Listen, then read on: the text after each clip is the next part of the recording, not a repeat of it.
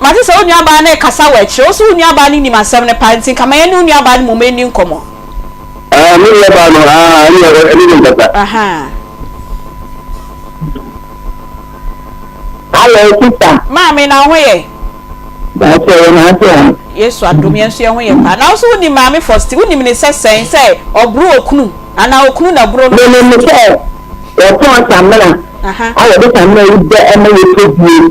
but they were no a de me ko e so ni papa no ye no e ja ye ni ye ni e me be ware sister oni ti se ni ko be bia kafra but promu kakra na san kasa biem why if I show me one brand table no so open me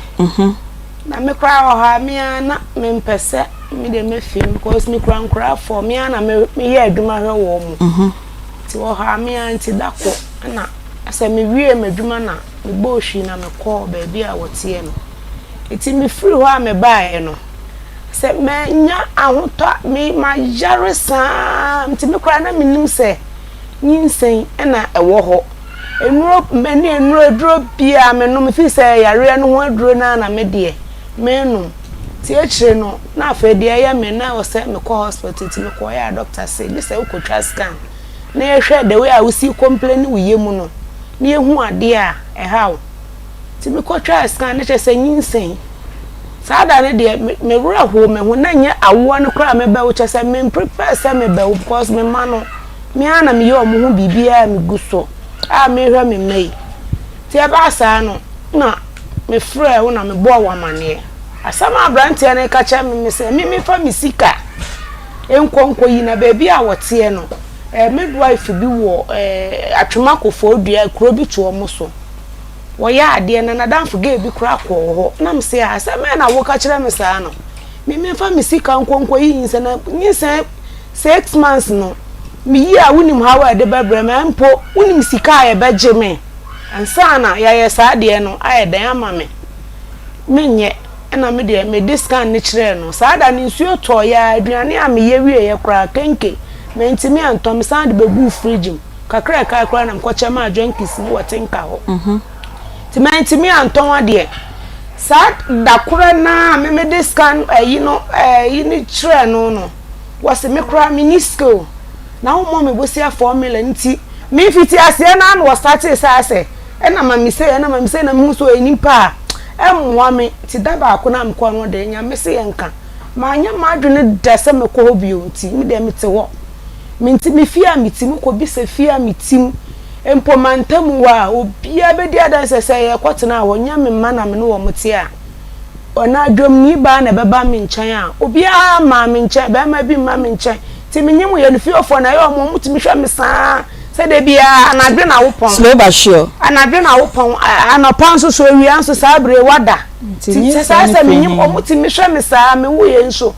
eni nyina aka nkra na ase mu mi ko nsuo esoro ne ewo bibia ye sifom me ya ade nti afa kra na asa aka me a me hu se me ya yale to mo ya me saa me amadan fuge bi kra ka che me se kenkera me ma me aba me nchen wo se wonyim na me se o amina me yefunu bibia ni mo ti asa pa ne me mia me yem me mia so che se nu am no mo ye no kra kire no me hu sa me nyem no afa na ehu abo me se na we de se me beku me hu kra hye me bai me fra me na se da bi se wonu sa wonyim na wonu meduro na anya o hye ti afa na wo hu na mfa bibia nka wano na me se mate me start ye da wo ka me a me be wo me ana me koye na nya me nso ye madoma me ana mba ti efi o muti me hwa me saa ze ya na brefo me brother me brefo pa me eti na awo ne ka me no na mbo to da madam for me say nko a wutie na awo be ka me ma no so mo ye mienu adwuma sam ntimi hwa mtimi do mo akogu school mu agona school bi wo ho ye je nkwala hold on o kasa first no so man ye for na ye dey na say so mo ye mienu no eboso pani no wo me ma me ho na ketuwa yi menti ase o man ye for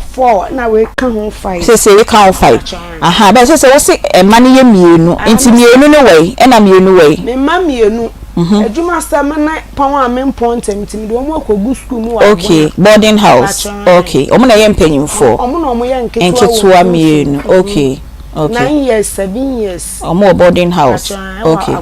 Okay. Ena panini de wanyini. Okay. Owie school no wose won koya ye bia so won ko bio. No so be ye adwuma na me de meja no. Bema. Pachan. Okay. O me na wa wanraga. Okay. Na me ne ketewa we nko anete. Ante say de oni ketewa we nete. Ena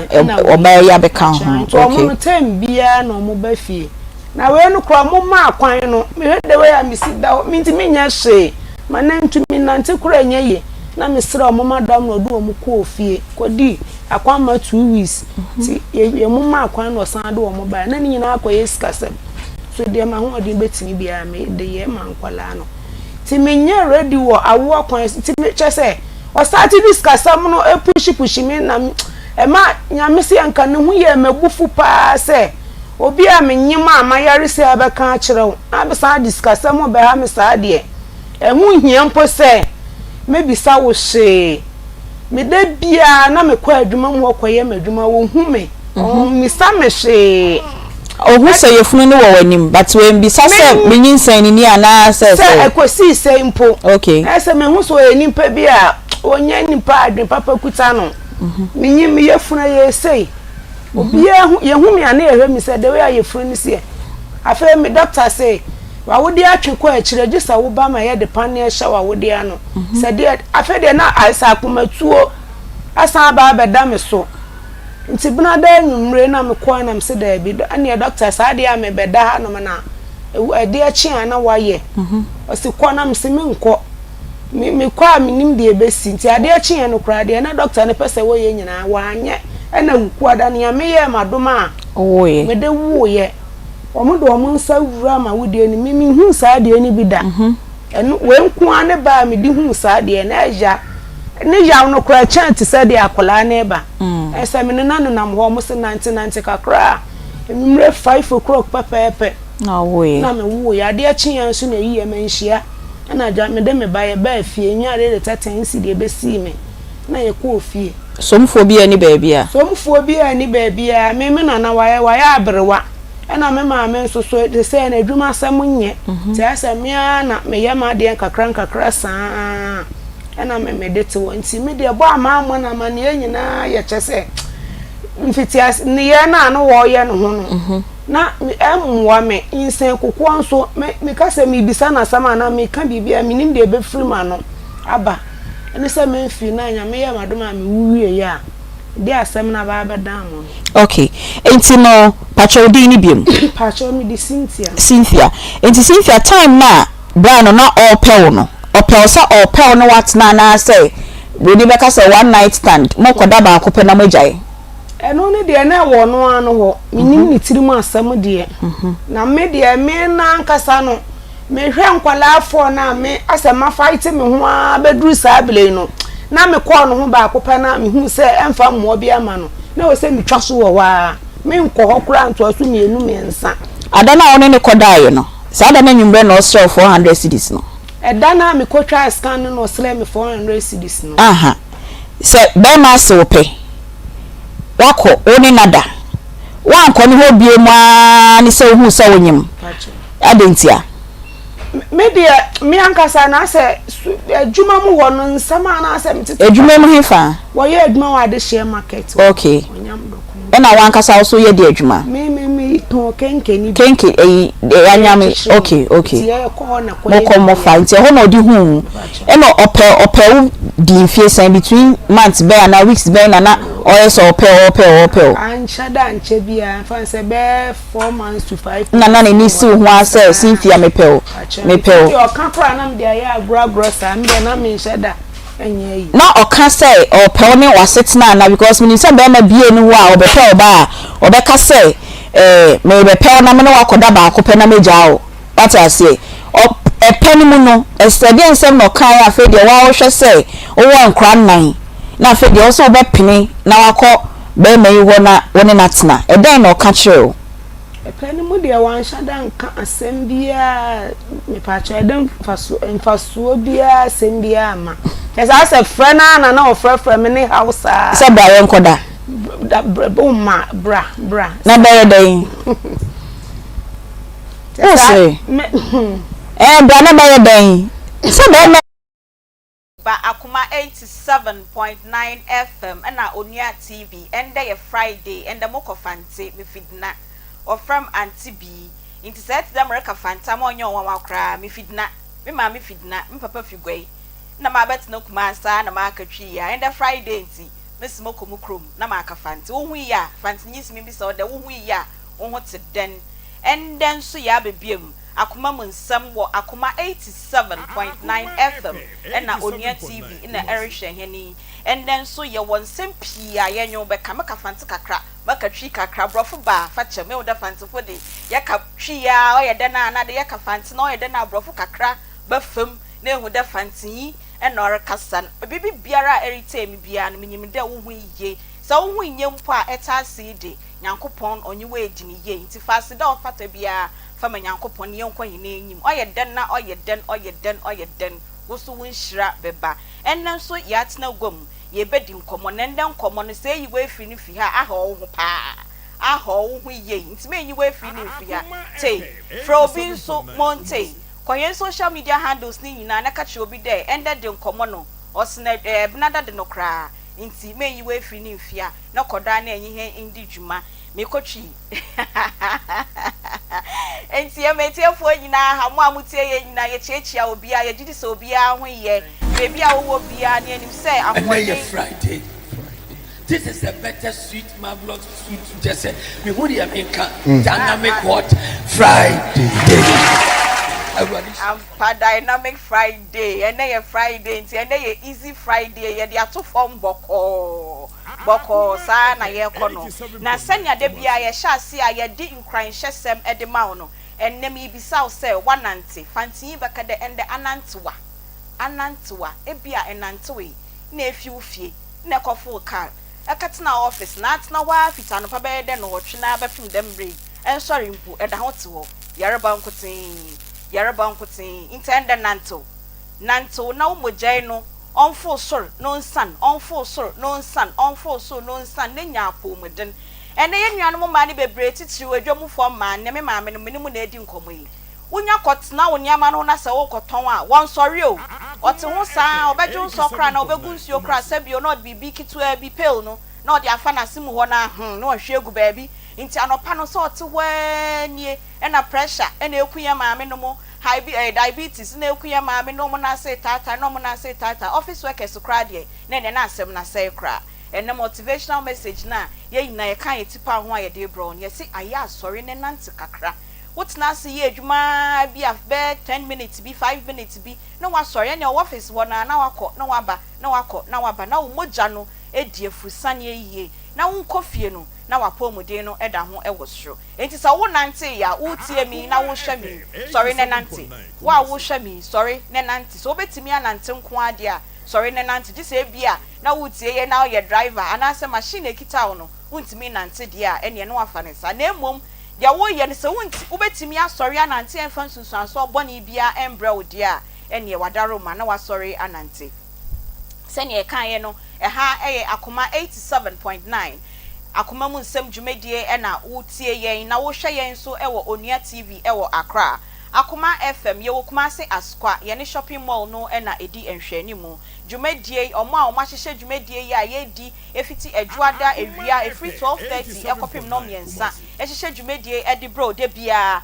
Nanabila Kantanka Madam Faustina Derry status kojosa akwade omo so omo de enko Facebook, YouTube, na TikTok, Beluchi, na Nanayao. Omo nso a omo di omo nim de omo aho nyansa ebeboa dwumadie ni so obi di na sema ba ne akan wie no wo se enya mpanyimfo bi omo so di omo adwe nkyere beboa ye wie ni esifo omo nso a mpanyimfo ya ne san esi nkonwa na yetoto omo nyina no se ebe ya broni beka se ye benya solution e de ama omo di omo asem no e de abrayen as usual ye Reverend Sia Apai Life what na ne dwom da Reverend Akwaba also me mo so Akwaba ya osofu ene mesu mo kono fanti anu anu no but on we ya dem no yen dem no way dem no way ti aka fanti kakra me aka twi kakra bro for ne ba sha na Ye da fam. Ai. Ye de nyame ase. Me gidi se nra omo omo be hia oni omo di nkomo bibi akoyie. Oh, bibi akoyie. Ye de nyame ase. Awurade amanim di kasa. Enti na du time bi na se enema bi kiri obi soro a ye ba mu a de den kra no na abafo. Enti no awurade di adom no, o di adom ye. Nene make fancy ne de brofo ba ko na so di be mami. Oh, 87.9. no shake. No shake. The road is already clear. The road is already clear. And my God is otokonadu. You know now can person me can be na I am too manka. When he talks, he does. And the kai when he talks, he does. I just nyankopon kasa. Oh yeah, am nyankopon kasa. Papa J. Aunty Bea. Akwaba. Bibia boko. Ye nyame ase so adom so me ho ye papa. Pa na me se me kɔ fanti kakra twi kakra ko kakra. Ye de frafra, ye de frafra. Fanti kasa bia e me de pa. Especially ya na mode brofo no ye ka fanti kakra. Okay, on hana makuba. Ugwa kra na ma na ye de na ye go. This is a better sweet marvelous sweet just me who dey make dynamic what Friday. And they are topic na ye be discuss na nkasa ebeto so na wotwe yaka ensem bebre e dian biom na bia nra no time nti ye ntimi amboso yi a wo pese wo boso ansa na ye topic no ye de bofom ye de to fom ana ogin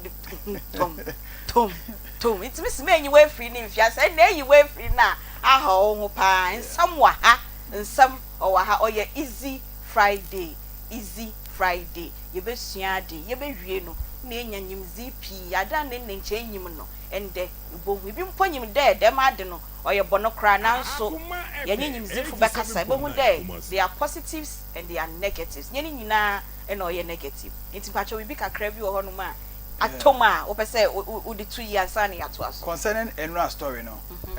the mama no better hana ne ba ketwa ne kunu ne die no won se na me ka se be ma ne ba ye no nanka ko baby nko very difficult but oba no so e wo gidie woni mu se nyinse ne eye ne dia aya na mpanifo ta ka se oba onyem no enim ne kunu na ema bebre so omonyem omonim omukunu ai obi wo hanu ma onye beto onim be makro ne nyim no na ede no woni eno ne fe no back front no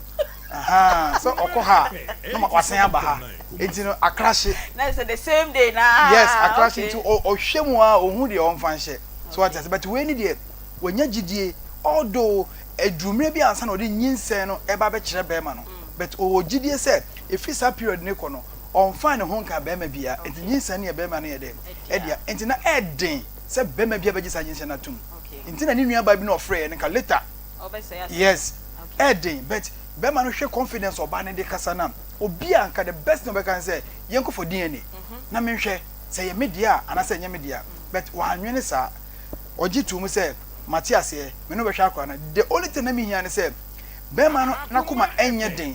na afi no o me na je say wagya atuma all right but ma akwa the fatherly love okay wo betimi agya atum all right but so o send the odo ene usunsum etara akwa na chi o se na me ka say maame no or try bibia sen ko be kla akwa na fi ho because it's our time period no na all pe we si bi de yinse no but amfa no ono say amfa de a me ma akwa enye fatherless o se me hwehwe ne papa e de koma no e na o de be papa no so age etimi to papa no for say o ma ne do enkata akwa no so enkora bi say ya o pese o say o ma no mo anya ansai sa no ana most of the time no o muguta mantle yes bibinti obi wo no mo a yenyinse ne ye obi o ma bi kakra kwa etimi say but we de wa try numunu ahodo nyina bi ama enti papa no emfa ne do ne sunsum entire akora na chi so sa odo ne ma akora na fix dachi bi no e bia menim ne madodo but this particular child no oba be ye bibi asombo pa e de ama no ene na busu nyina futu amene mama no ye da se pa enche bia etiefo ne ahwefo mo beti Queen Sabi e na Peggy so enka omo wa ha akasa omo abeti na dwom na obehu se omo nso e wo ha no mo sei na enne topic a eda board so and it say body enhancement ye can body enhancement as ye chese ebe hu na besie bi wa ye na lufi bam oba ehu hwe ye no fi kutin na ehu obi wo ho nso na ituni mpocho wan fanche mai ebe hu na ne backside ne kesinara oye natural anade odi nyama ahihye ho odi nyama ahihye ho anade wa ko hu doctor mpo na doctor ye dem surgery no oda man endem po sanu okay amanu ndo ye natural o sanu ibu mu kompo mo ye ho na no bodai ye ne kese me kan bodai ana chese ye kese woye no bodai di mo hon na chede anu na ye fefe hwe oba ehu hwe na no nkotin na ehu ni nyina are there health implications to dem nyame ya mbesiafo yi woye ana mayinfu sumpo woye bi mayinfu sumpo woye bi ana yenyim ebia one under canon no no ebi wo ha wotumo ka ye body enhancement wo ana ihe ndi yenyim o because ho ne de yehu but mbesiafo ne de yehu because ewu de nufu na ya kese etunu sa ya kese yefunu sa ya flat inti nende yenyi doctor be di nkomo ye be boy lines na na de yenyi won na yere ye programming etaifu ho na wore hwe yenyi won na yere ye programming inti ye kakakra ni ye boy lines ni kakra ye kakakra ni ye bie phone lines ni kakra na wa frɛ na wo kyerɛ wadwen efa ho ema no eye say oni self esteem ewo ni nipadua ne sanya yakopɔn de ma no de ba ya na ebia na ne nofo ne ye nkitinkiti no onya confident opese oye ma ne nofo ne kese kakra ebia na ne to no obi ka say ye srako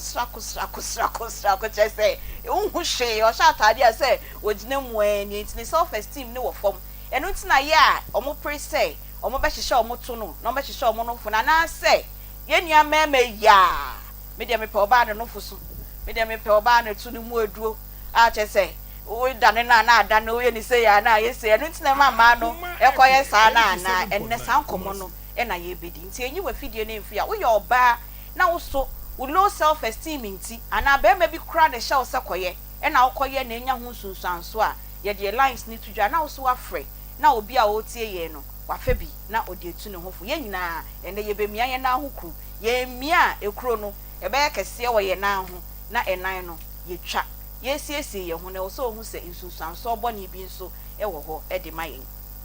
nti enyi wa fidie no emfiri hanom na ye bekoso ana ye di edwuma na ye di feedback mamo senya da nkofo ba ha sei no mutie ye wia ye na mo pese mu hu senya dwumadie ne ye kan ye no ekoya ekosi ye enti no ye di kan no ye nua enro mo ba hei oboy yaw na awo ye omo nsem no senya ekan ya ekosi ye no be ma no age atum se ampa wafa oba ne da enti wafa oba ne da ne nko ade ogitum se oni oba no enanim die ne sembia wankasa opedie ne sembia enti no wage atum na emomoni oba no na ebetena se na omahwe akra no enti aye ne se nyame ya adom a adwuada edi yanimi oni nebusua embra awoye enso ni nebusua embra na empanyimfo ne omo nyina entina se na ye hyehyɛ senia ombetimi ama asomdwe aba ye omo nyina ba ye ombetimi de behwe ye bay princess akra fe ombetimi ahwe no se be ye atania papa J kan yo no de ne do ne sika ne honhoma ne bibia betai oba na chi ama no ahwe sa akra ne san se akra no oye enhraba nti mpamacho se mutie na mo hwe na mo pedie kosi ya ye ho na ye kan ye no ekosi ye na wotwe ye mu nso no ye san edi nkomo efa ye nua bema Ignatius a minim se Belucci betimi de Ignatius pictures no any videos no egu ye screens no eso edi amaye na ono na eda so no wenya cancer of the eye ebnada no na oba ya ye de betu etiefuo enim se doctors say ohia 90,000 Ghana cedis eno ye de doctor fo nko ana agi na emum se ne maame de ne beko ombeba labs ne ade ombe ne de no nkasa 90,000 Ghana cedis ho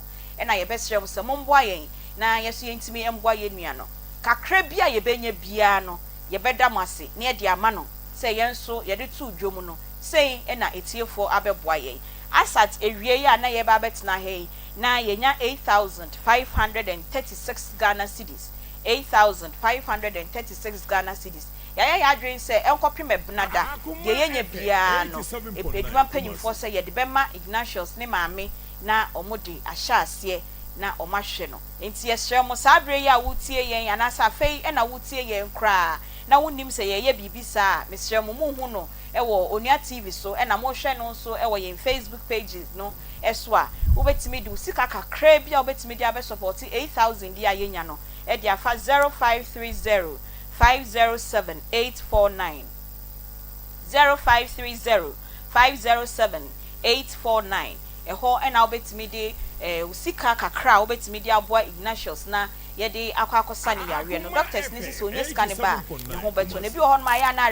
nkranhye nim se we kura ye gigi mpo nti obenya nkwanie but we the doctors ne say sika nie ayaresa nie megidi se nyame ho hometa adwumedie ya ye di nti no ye de sika ne kwa doctors nyame ho nim dia odi ama wo mo no nso ombetimi aye ama ye nua ba me ne ho ato no we di 26 years o hwe na obekasa o ya akokra na akokra de sebio o kobo ne ho ka ye de ye pamacho ye nua no onyini ye 26 years na wenya enso yare enti na ama waye se obi a wenyini no de bia masemba ko ameka me say your friend's sleep is your sleep onyonko da eni woda yare nso ya nti yesrem se mombo ye nua ba ma no de obenya bia yan kase bre 100 cities 2000 cities wo de ebi mu kra bre ye 9 cities ni nyina ka ho ne aboabo no a yenya sa 8000 no nti enkasa usika no esua kitwa biara ensa de ode bebre ye bia no ye de ka ho a ye boabo no na ye de akwa akodum ye nua no enti yesrem se o hwe Akoma FM a ye wo asukwa opposite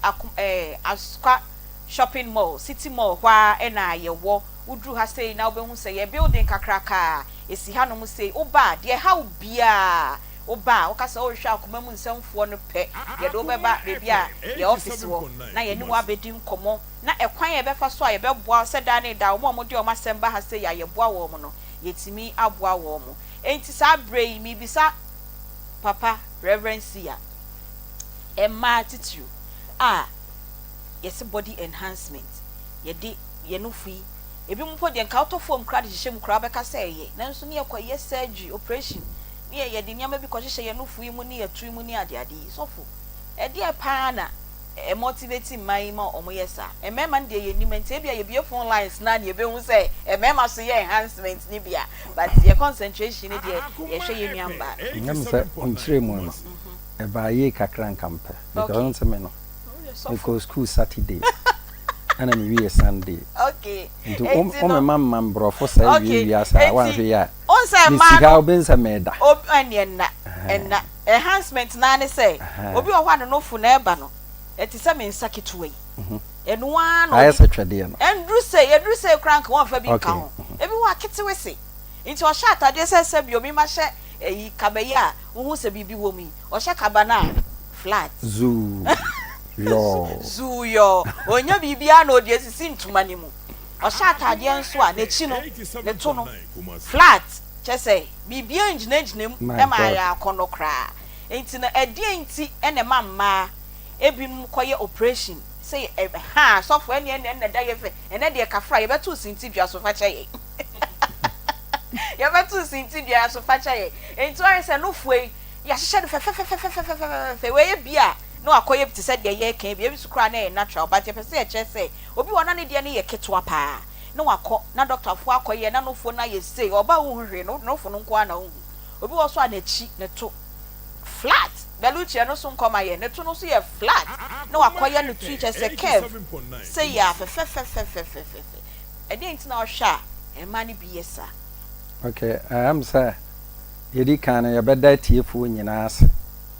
ana me hono say topic we ya topica ebeboa obi bia wo tie obi wo ha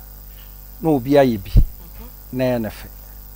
na obi wo ho nso a onye bi beto oboa na ho say ono nso obeden obeye bi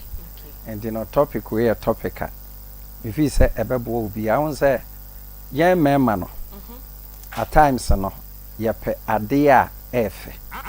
and ye pe ade bi a epie so atase se bia wo ye oba e bia ono fo no epie kakra aha na oye oba ne bia oto nso no abobo se mankane kofie aha they said ye beluchi de to so se ya no aha ahono kra de manhye dan aha and sinti dua de ye beto ne mo facha ye okay aha na e de ato so betatuo we de nhye dan nyefe onse etuo ni bi efe papa hu a esisi hot se kofie no aha we de se e ba form no se asam aha I say shaking wom kakra eto ho I was say straight a man bi wa hu omo a o drive okra na hu se de ne form o digina ho na one you very careful ubit masha no better another kai mo pine a problem aba so we dey nsheda nko yesa so dey me pesa me kanya na say ade a efe dey efe so atiase ana emema no te se me say ade a me pe ayo oba okita kakakula form kakakula shape so for no ye dey hin bia ne yefunu air flat okay ne tono abobo se kofi hipsi esisi wo unze kakakula said ne form no te ye no o kita kakakula shape okay ana kakakula form so ade efe de efe but sade efe no se ya mfa anwo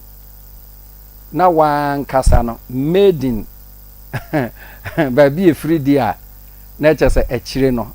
eso won sunsanso because mema no ya na ya niji ade a odi obi nam na ne nam e obey ani nyina ya hwe no so na no enye hu sa me de enhye da nye me hu sa an se oje hu dia bolding oje hu dia wonim baby a Coca-Cola shape ni bi ni we Coca-Cola shape no kakra unze we no hu no say o bibia bi ne yefono no ne yefono aye flat ana o hwa ase ho nso a am say ho de wani hyedan hwe da bi na wa wo kire made wo nso ayi wani so fu bi nyi wani na say school ni ye nyina ye komi mani abreu so fu bi nyi wani awie mani abreu komi me da bi dwene me ho kofa we aba beto so yes ana agije me so fa fe me hwe so onse we o bibia bi ase ho bibia kasa ai na hips no nso no azobes no nso eno nso epiepie kakra ana ne tono nhyeda mai bet me hunu say no nso ewo ho you say okita na Coca-Cola shape enu bi na ope at times no oni bibi say nam na ni bibi say ko ba bia ekoyie enika efe obi hu bia no hunu say oba won ne nam no wafa de papa so at say eno ana o kan Bible according to Proverbs 31 verse 29 osi osowa eye nada okay na ahofe eye huhudie so atiase enti no eniema bi wo ha senye nyame na de ball na say made in KJT made in doctors made in baby na akofa ye dia na chere say achire no eho won sunsanso cause die minim ene ne amatene say omo motaye saa die ni nyina no achire no munya problem so mete say yeso munya cancer ankasa so bet me hunu say e ma ye nkofu bi a omun surade ye ntia me se man surade na sen oba ni nim say ade na oye na awieye no e de yare na de bebre no e de problem na de bebre no but still no obefo so a say obeye no no so de se so onya firim bia no wetimenya cause ma hunu bi e social media mu a ebinum aye bia mo to apro obi aye bia ma nofo no so apapai so atase na wiase no sebe obefa wa ha ame ya ha wo no ene nka afa apem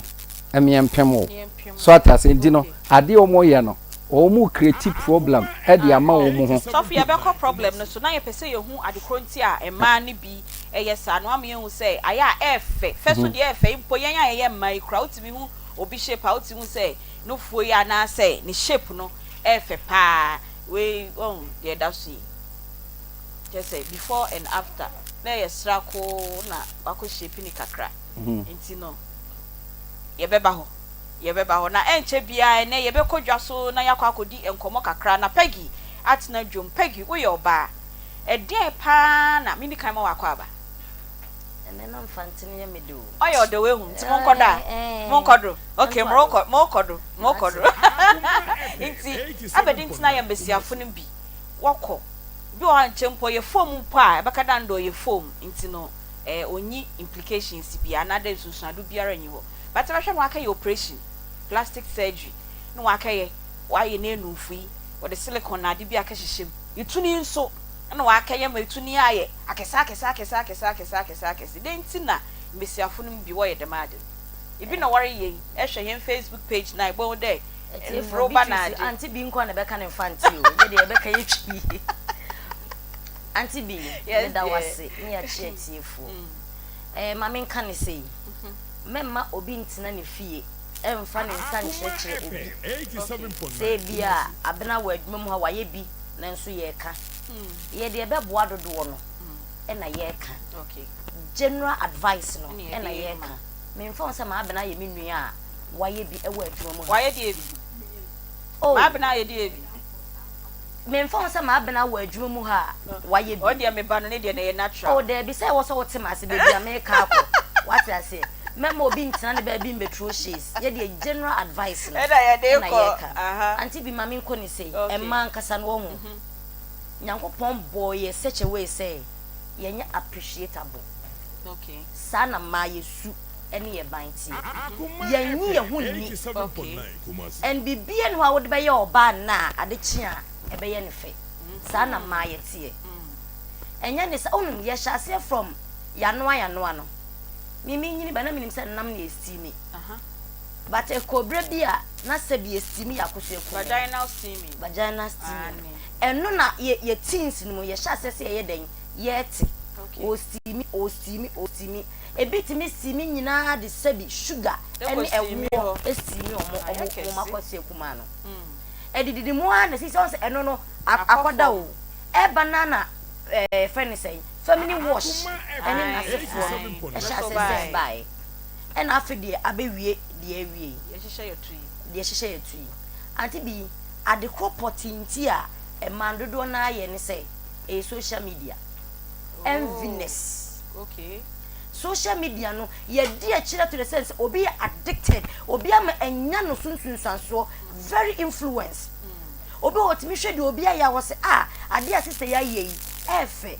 ba ye se toma ekata ade so okay and uti pupu a wo bidi ko bi nkwan ya ebia na ye nchene nko a Aunty Bea tade e hye ni eye me fe di ntina ma Aunty Bea shape aye fe sa ma me nkonko ye bi ebia Aunty Bea na wo gina ho ahodi na ekita no enya sa ahodi na ye dey ekita ho yes ebia eso ye mema it first one dey wo feel say man no ye ni bri ye nyonko bi shape it na ma ye koye sa and second one social media and a third one a mema e be kunye ai me ex-boyfriend no na sebi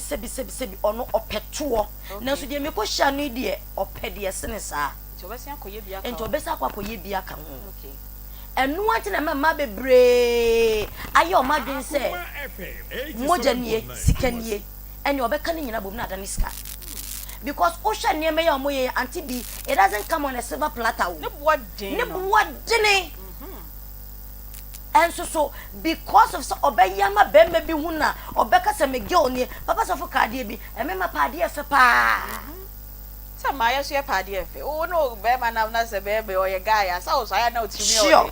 sure nemom no enye meme nyina ne put pressure wo mo girlfriend so ye nua fela asem bae e bae wo ye be chere medical be bae medical say dey you made me spend an amount of money wako ya ba o ono nam no say ai me girl ni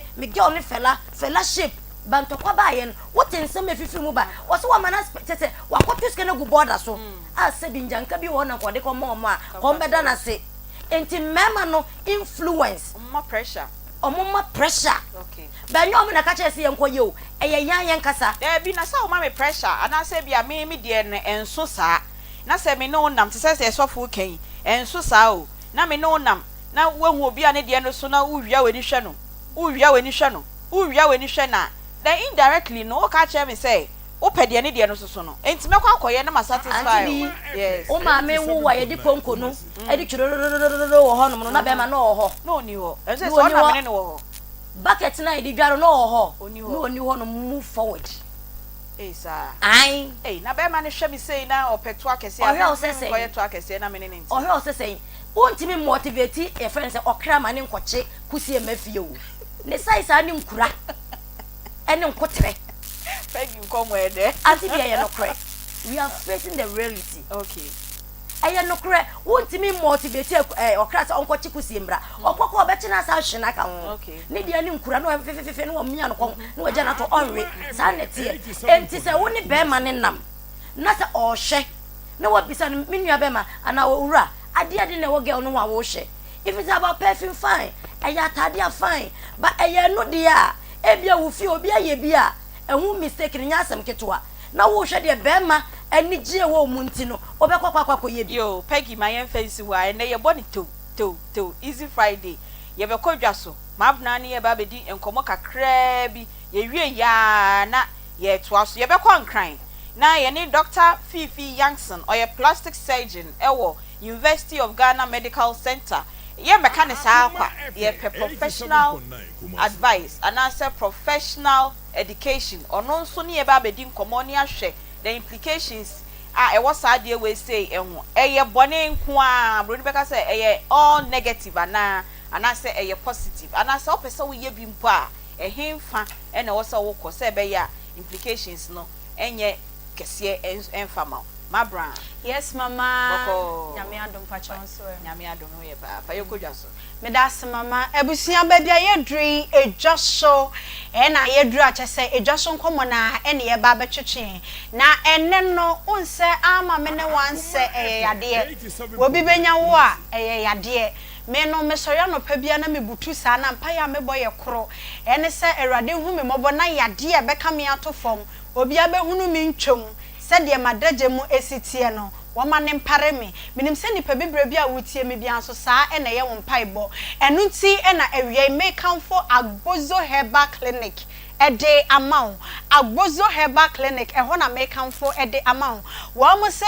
kane no nyem pani nsem nene na mafo na bibia na masem na kane se wo complain se wo yare enema nkoye e wo nipadua mu a eye doctor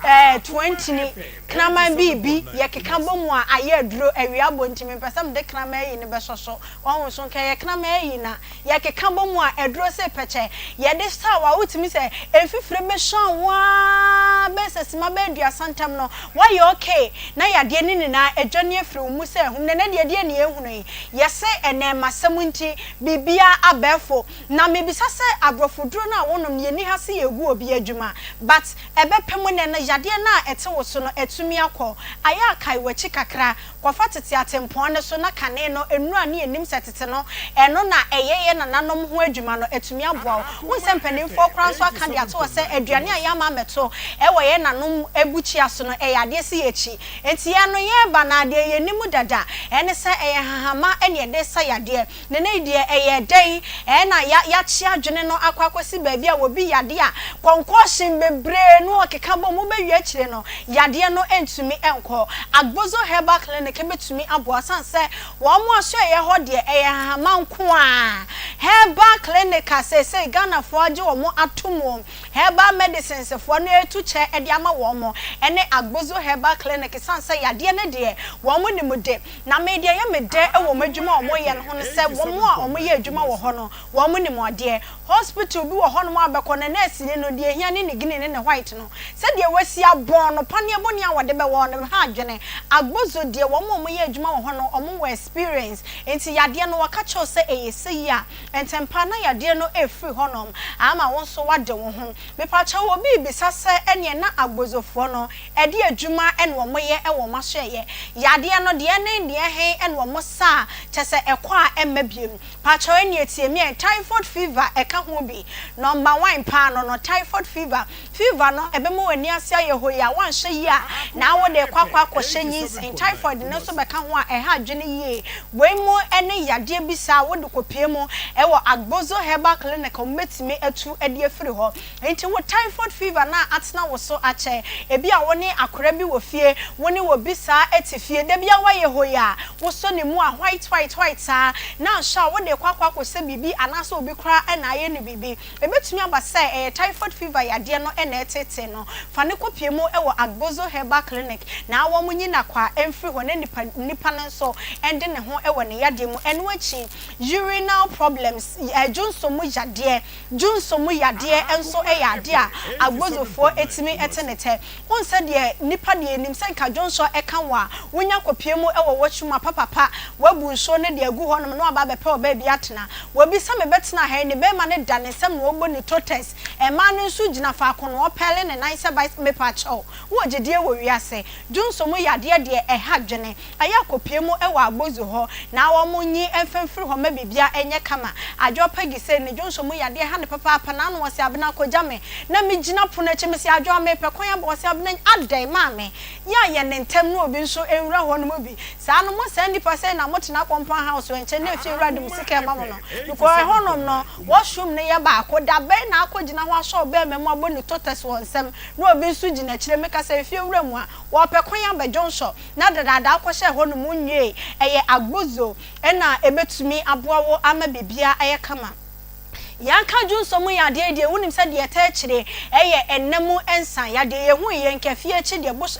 abufunu bia eni ho woni wo ba no mahia medi mo ho agro fine ama obi age ne feeling e de akɔhye ne ho ekowie kire yade se tese Agbozo betumi aboa pa ma yade a efi ase e wo wahemfie honom no eji e de afiri ho maka cho se enne no eye Friday eye weekend 3 days bag no aye crowd enefie ye kodi memene da ye beda ho kwasi de beda ho na se kwasi de ahomachen ye ma de crunch anim na ye ba ye krom enti se wo be ko weekend ni bi dia hwese wahemfie honom no wasiesie ho kama enye sa week we no ko na akoye ne matro ka next week be ma no won frɛ obiem menua ba mempese enimguase ebeto wo sa kwan ne so eno ti nam sefo ni chemo e wa Agbozo na wo mun treat sexual infections ni na emfemfiri ho ema bibia enye kama be ma obetumi agina so a eye wusisi eno na hoden ni na agina enti ya masisie no enkasa eduru mpa so a ehim na nwura kwanes na bibia enye kama erectile malfunctioning wo mo ye ho adwuma wo ho premature ejaculation se ne wo ba no wo ba ya wo ne netuo edi nkomo na sira ho keke na wo hunu ya no wape de bi epe no wase egu ba bi ede nkoda ebebe fie enti wo ye obi a premature ejaculations no eha wo de aba ne so na wo hu sano mpa cha ma ne mpesa enti ya ko hu Agbozofo no wo monte ne te enfam wo low sperm count a wonim se entimi enwo ba wo sperms no yese aba low a entimi count a eba entimi enfiri mu ba ene so de awo no ehia papa obi be se awo no wo yem enti ya fo ni akire mu ewo ho na wo mutimi emwo wo ewo sa kwan so kuma se de chem so eno mo wo old insurance junction ho wo frɛ 0553417752 na wo metimi aboa wo ewo sa kwan so ye free Agbozo ho de ye kokovi organic tiger nut extra fine powder wontimi kadi ni bebre ba ka chom se wo mo ma wo atadwesam no ebi powder we eye kama pa maka cho se ya segu enum se gele wo wi a wanya nso a enwunu bi na de a wo hye down na che se bibia aye kama enu achi anopa no se ko ba no se wo di wo breakfast bi a wo betimi asa trebe se miensa enan na de agumu kanum a eduro na che se wonom na ebo ama woni pedia no aye kama for healthy digestive system no eduro we na etumi bo ama bibia aye kama wo pressure ene wo sugar no ye regulate amane ma akoso ye woni pedia mu afei anti aging mo amopese asemonyini mo fie no ye nhunu so no eye covid eduro no na ebetumi aboa ma woni pedia no aye kama nuane no ahodo ni nada ye de bi esumo enu nti ebe ni pedia no ma bibia aye kama Fredi mense ba eka omo a omoton eduro ne ho wisdom amachi supermarket ubenya bi ato tech junction taxi rank ho eno so ubenya bi wadaroma ene covid for enkasa wa homa so 0505408862 0505408862 na woni mpanimfo edi nkomo Royal Homeopathic Clinic se wonti ena promotions ahodo ekoso ewo na hye ene yade wo ho sikasam so ho ayedene enti wunya 50 Ghana cedis per ubetimi apiemu ewo Royal for akache na yade a ejeje wo no wo mo so etimi aboa pa amanafiri ho 50 na chi wo ba ya pe wo keska pe de odi bedidie ene de odi betaduro sanse eduro ne de ye beton ede amount eno achi 50 ni mu na consultation ne wo mlaba wo hodo diagnosis ene massage ye de ebe ma no doctor no be ye e de ama free a bibia so e be ye kama ultimate Munich Junction e no mo wo eno ye kumase edwo na kopem memenja wo mo e ye adwuma no pa no nson empem mo e kopem enumre no nson empem mo 0242951005 0204496112 Make am for Dank Herbal Complex a day amount. One so essay de witimi ya no abodin. Enti yade a wo mo sanititiri pa e wo ma hye ene enemu ensaye de syphilis gonorrhea. Ene ni nuanom nkaya e ka ho no e Dank Herbal Complex Limited. Ena wo mo boa eyi yade no efiri ho pachi number 2 eno mo wo Ben City Life Hybrid School ho. Enti ayafra wo mo 0266593330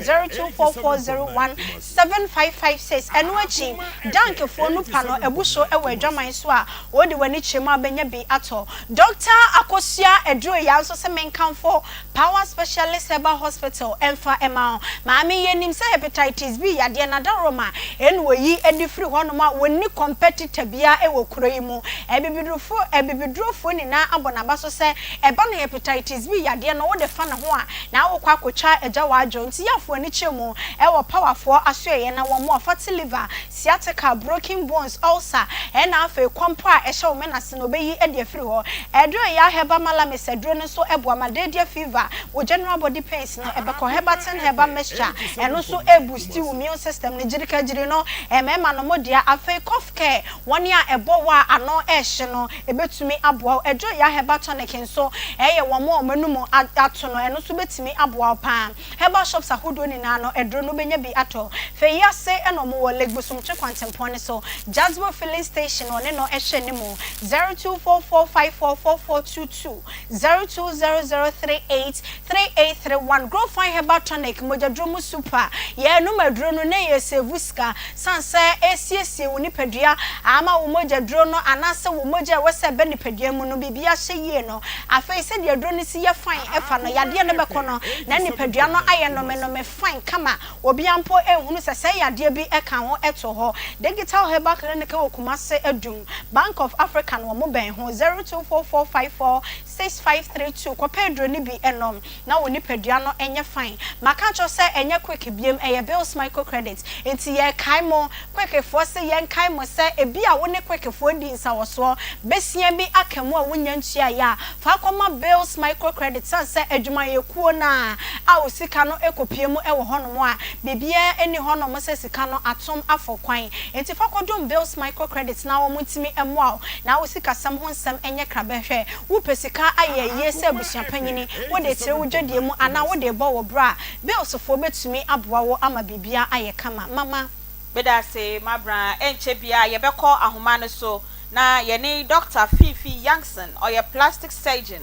e wo University of Ghana Medical Center na enne enkoma ye di ho anasa topic aye kasa fa hui ono so from the professional side ono so ni ya baba bedi nkomo e fe nko a e wo negatives anasa e wo positives nso e de ka ho na so bi pese ne no fusa ne tusa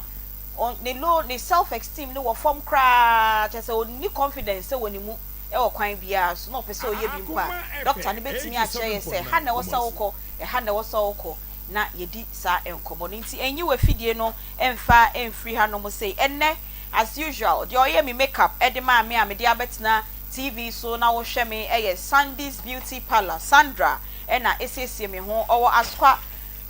Akoma FM nchen he ya Opsi Social Hotel eho ena owo betimi afresh Sandra ewo 0242747637 0242747637 na Sandra aye wenim fefe edi ama uchi ho nso wo pese oye uti oshaw ribbon oshari whatever bia de wo Sandra ho no ma Sandra ebeye edi ama opo bi nso no aye nails nso ama fefe a pedicure manicure nso a no akọ sweet ho ono so obeye nails ne fefe de ama ofre sweetie e wo 0242623139 na sweetie nso enye won sa no emfama enche bia ye kan se ye ni Dr. Fifi Youngson na ansa na Dr. Ebeba no yen call Papa J na ye bisa sa enkomo yi motivation no ana se de ne pia ye nuanu mo ma no before me ano emema no so ye bia na body enhancement I think say yo e shase fititi ye nya doctor e wo line no so ye busy pa nti ma any kind of doctor any common we wiane aba. Doctor, good afternoon. Hello, good afternoon. Doctor Pocho hu ya Na na do no ye de nyame na spa yes nyame na do yes ye hu ye pa Pocho ye kasafa body enhancement na Pocho ansa ne ba bisa de body enhancement or ya badimpo meyifo ye bia meyifo your body enhancement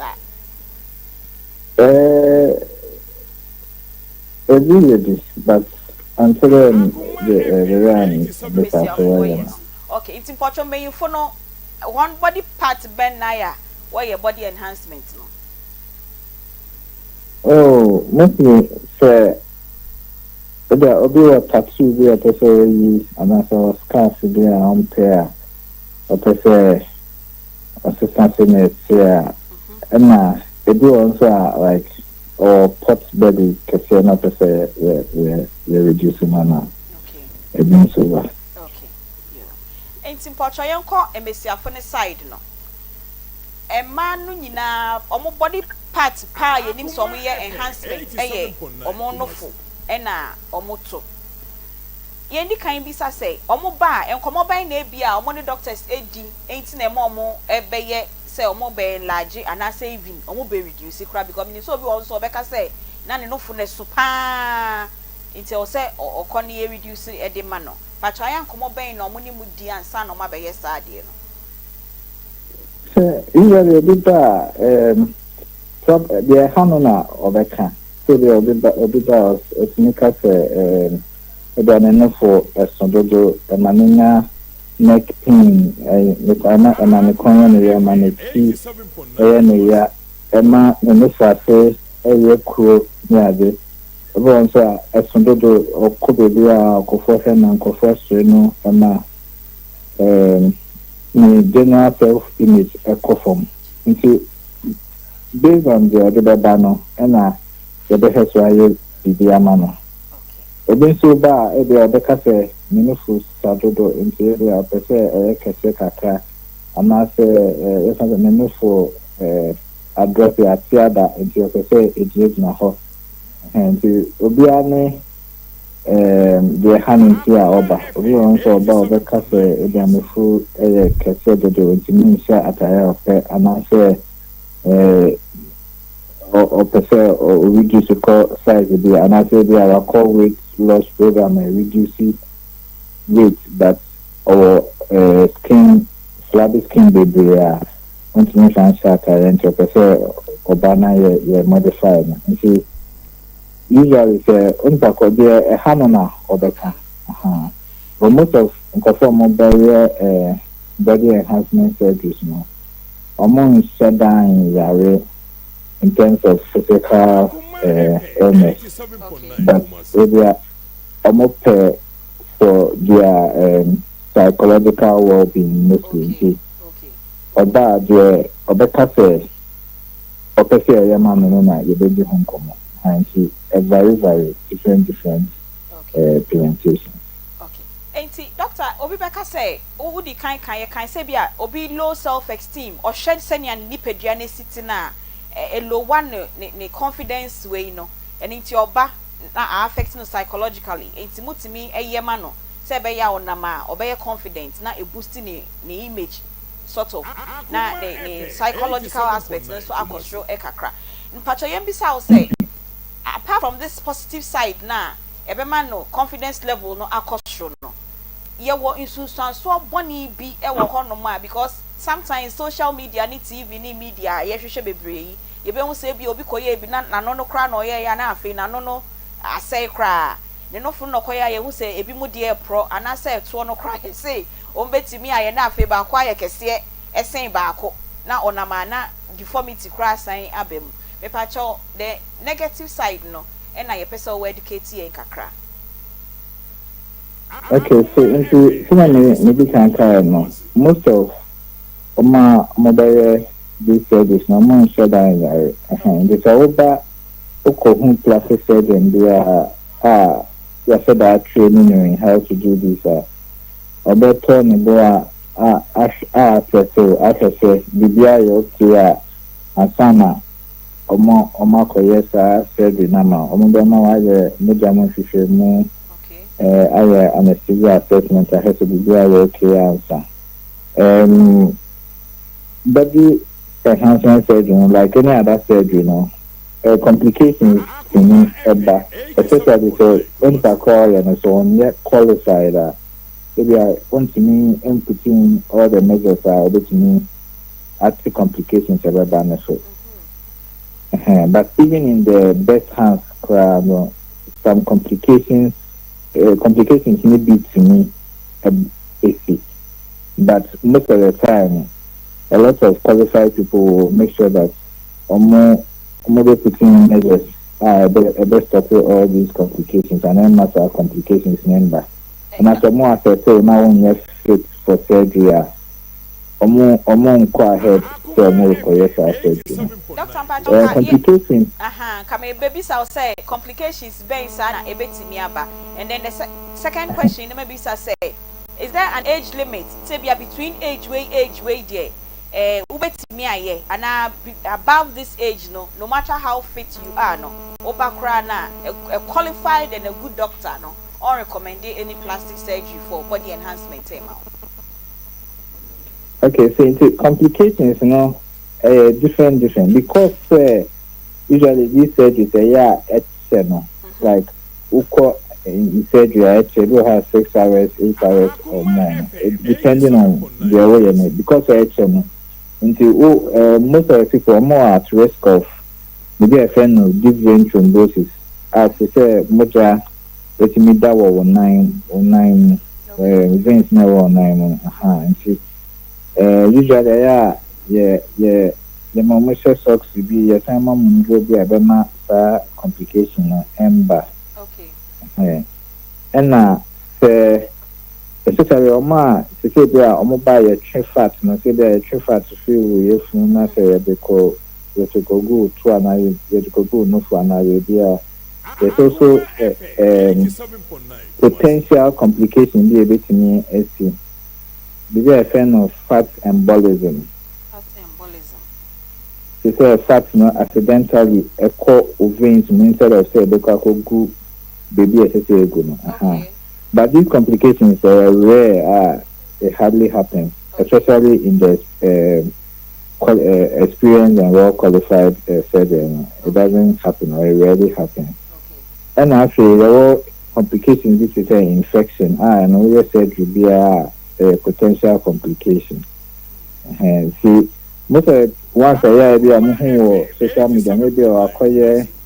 maybe a man technique, maybe the technique was faulty and as as it's supposed to be. And I said your man taking in all the strict measures to reduce or prevent infection to an infection and also to me serious complications. Okay. She said if you are wounded infected or if you are wound need to be if you are your trifat I could be before infected it's me but to say the area when na pompa sa insufficient room na it's me from pass na about into infection area the commonest complication I am for in okay. And I also say about age limits no there's really no age limit. Okay. There's really no age limit. I'm conform 50 60 in Naba and in fact, Ghana high and tiny any baby, but your facelift to say we are more many can it's me now look younger. Yes, Ghana high it hasn't really gotten up with a lot of the population and it's just really no age limit. Age limit to be any hood, but say maybe or propensity to have other comorbidities, to say hypertension, diabetes, cholesterol. And here we are, many more, all these other comorbidities. And I know be able to hire edema or risk of undergoing surgery now cholesterol. It is very alcohol anesthetic ọmọ mo ba ma oda sana ya operation o ko na o be ka se ebia ye ya na se ma we nko forma na ma we nko do this level na sana yetimi aye but aside that na age limit via any Dr. Mpacho yembisa cost involved no saying na esitie because they ready need dey na che say ebo na dey pa Mpacho cost involved no if o my range na saying esitie. Oh, so we can because most of these surgeries, and is just cosmetic. Generally, no boy thinking so they are all surgeries for to heal a certain disease and also to remove a tumor and a disease. Usually, depending on the passport, it will be a tian and also this one. The cost will vary. Depending on duration, I'll be any what the surgery involves. And see, it's not much specific, but usually they will assess you, and then based on the necessary amount, you be able to tell you how much it will cost. But nowhere been saying the average surgery. Okay. Doctor, ya can cost ya ni boy di minim se nipa ni ye wia bro ni beka se maintenance e wo nro bi e wo se onum diet bi a o so odaso se be ya se obeye na ne yefunu no ya twema ne yefunu na ye ketwa ne yefunu bekoso akoso aye ketwa na se onya wia e free range otimi ye bibia biom. Oh, there isn't much of maintenance. They do have immediate post-op massages be to reduce accumulation of lymphatic fluid. So massage and I do how usually depends on where we just know. A corset be for maybe about 4 to 6 weeks, and I say, depending on what you obey, and your mouse bra, special type of bra before there, another 4 weeks, 4 to 6 weeks. Okay. But aside that, you need to say baby album to maintain and not be there. Just that generally, say they are now also now to reduce your tummy fat in there. After that, we reduce the fat content significantly. Okay. If you eat good journey I healthy now who adopt a healthy lifestyle natural maintenance. Okay. Yeah. Okay. Doctor, yembra ye dwaso ye market ya ye wo krom hai kuma say makola baby obi hwe ye bia no wo be won say nkofo so nro wo de fa wo no fo ho a wo no fo ne ye kese wo de fa wo to ho a wo to ne ye kese wo no pills bi a wo yefunu fat ni etimi ebe ni ana wo to kra etimi eye kese me pa cho eno no ha adwen e wo nsunsan so. Me based on my training every man and when say they are to do it's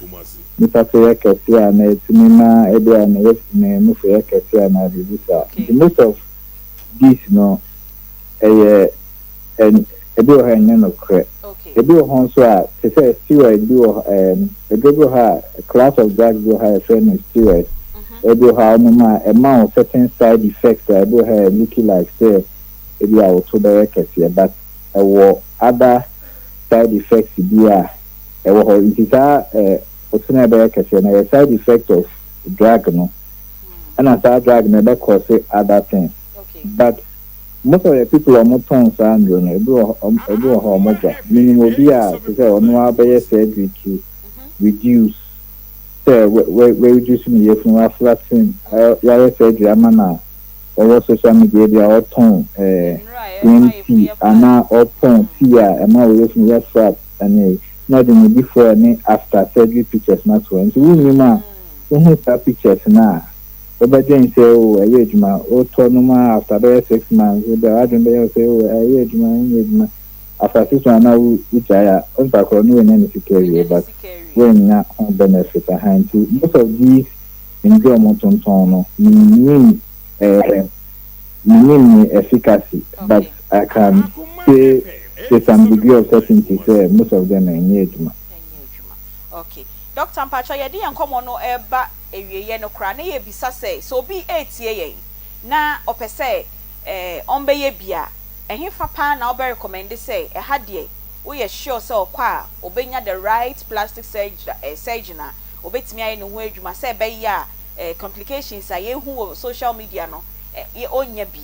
nti baby a obe suggest say bia ha any ha say de you are sure of a qualified doctor.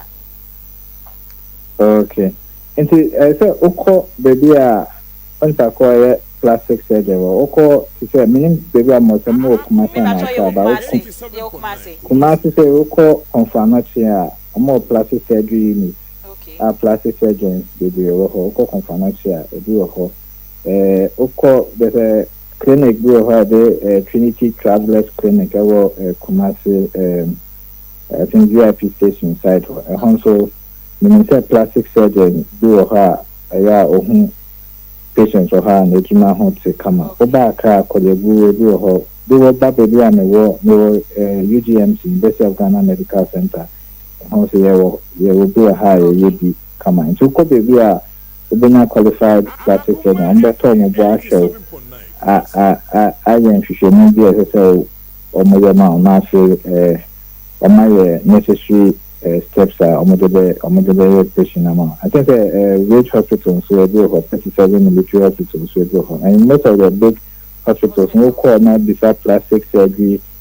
unit who qualified plastic surgeon now betimi aboa. Okay. Dr. Mpacho yedi yenkomo no ebesia ni so you very busy so na medwumedie no ho don't no ye no kasaya na opening say obema education kakra. Nyame ensha opa yenim said debi subio ye ka bibi about plastic surgery na we Rebecca say we knock on your door sir obebie na ye no edi nkomo enti Dr. Fifi Youngson or a plastic surgeon ewo University of Ghana Medical Center ewo nkran na oni yen edi nkomo no enti say wo enhance wo body ne de wo ma no fo aye kese ana say wo ma wo to aye kese no enya bone na emom bebi a wo be kwa akoye no no eho na de saa nsunsu aso no e de bebro won say doctor can be say psychologically or baby o ho no ma wo feel say ne no fu ni swakra ana say ne tu swakra nti o sha atade kra na emfata no be ma bi nsu ye funu so je say oye no hwia enye ye nti no saa no wo ko hu qualified doctor ama no aye hu bia ma wa boa wan kasa say be ya o mental health na kasa kra no ebeko ye ede ama na emom enkwanchen for de na ede sunsa so bone ye ba no eno nti na nne yesi akọ ehe na ansa na ebeko papa je ho no obeto ane nkomo no so anche bia ebeba phone lines ne so ende yesi ene mo na edi dwumadie enti no ye be ma eto kese no fokese eno anase ketwa ene wo hye se ode kwa kope oba anase wode kwa kope oba na ne nakotena kwa ware anase one no kotwemp na anase whichever way no enti your lines no 0243114497 0243114497 na wafreye na oni yen edi enkomo papa J na wo ka bibi na Dr. Ba so a ye twa wa no body husband na me ka say awo ofro efitete okay because we ka ya tete no anase say da so wo mpo a me ma me da so ye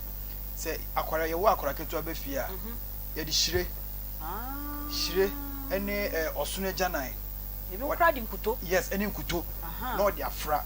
odi fra sa akwara no obese ne to ye kese a ododu e be koto no so that's right what you say ene so pese e ba ne boso so a ododu e be koto no the fan no fu no yes it ni na ya dia na wo from tete but you the natural remedy okay e wo ho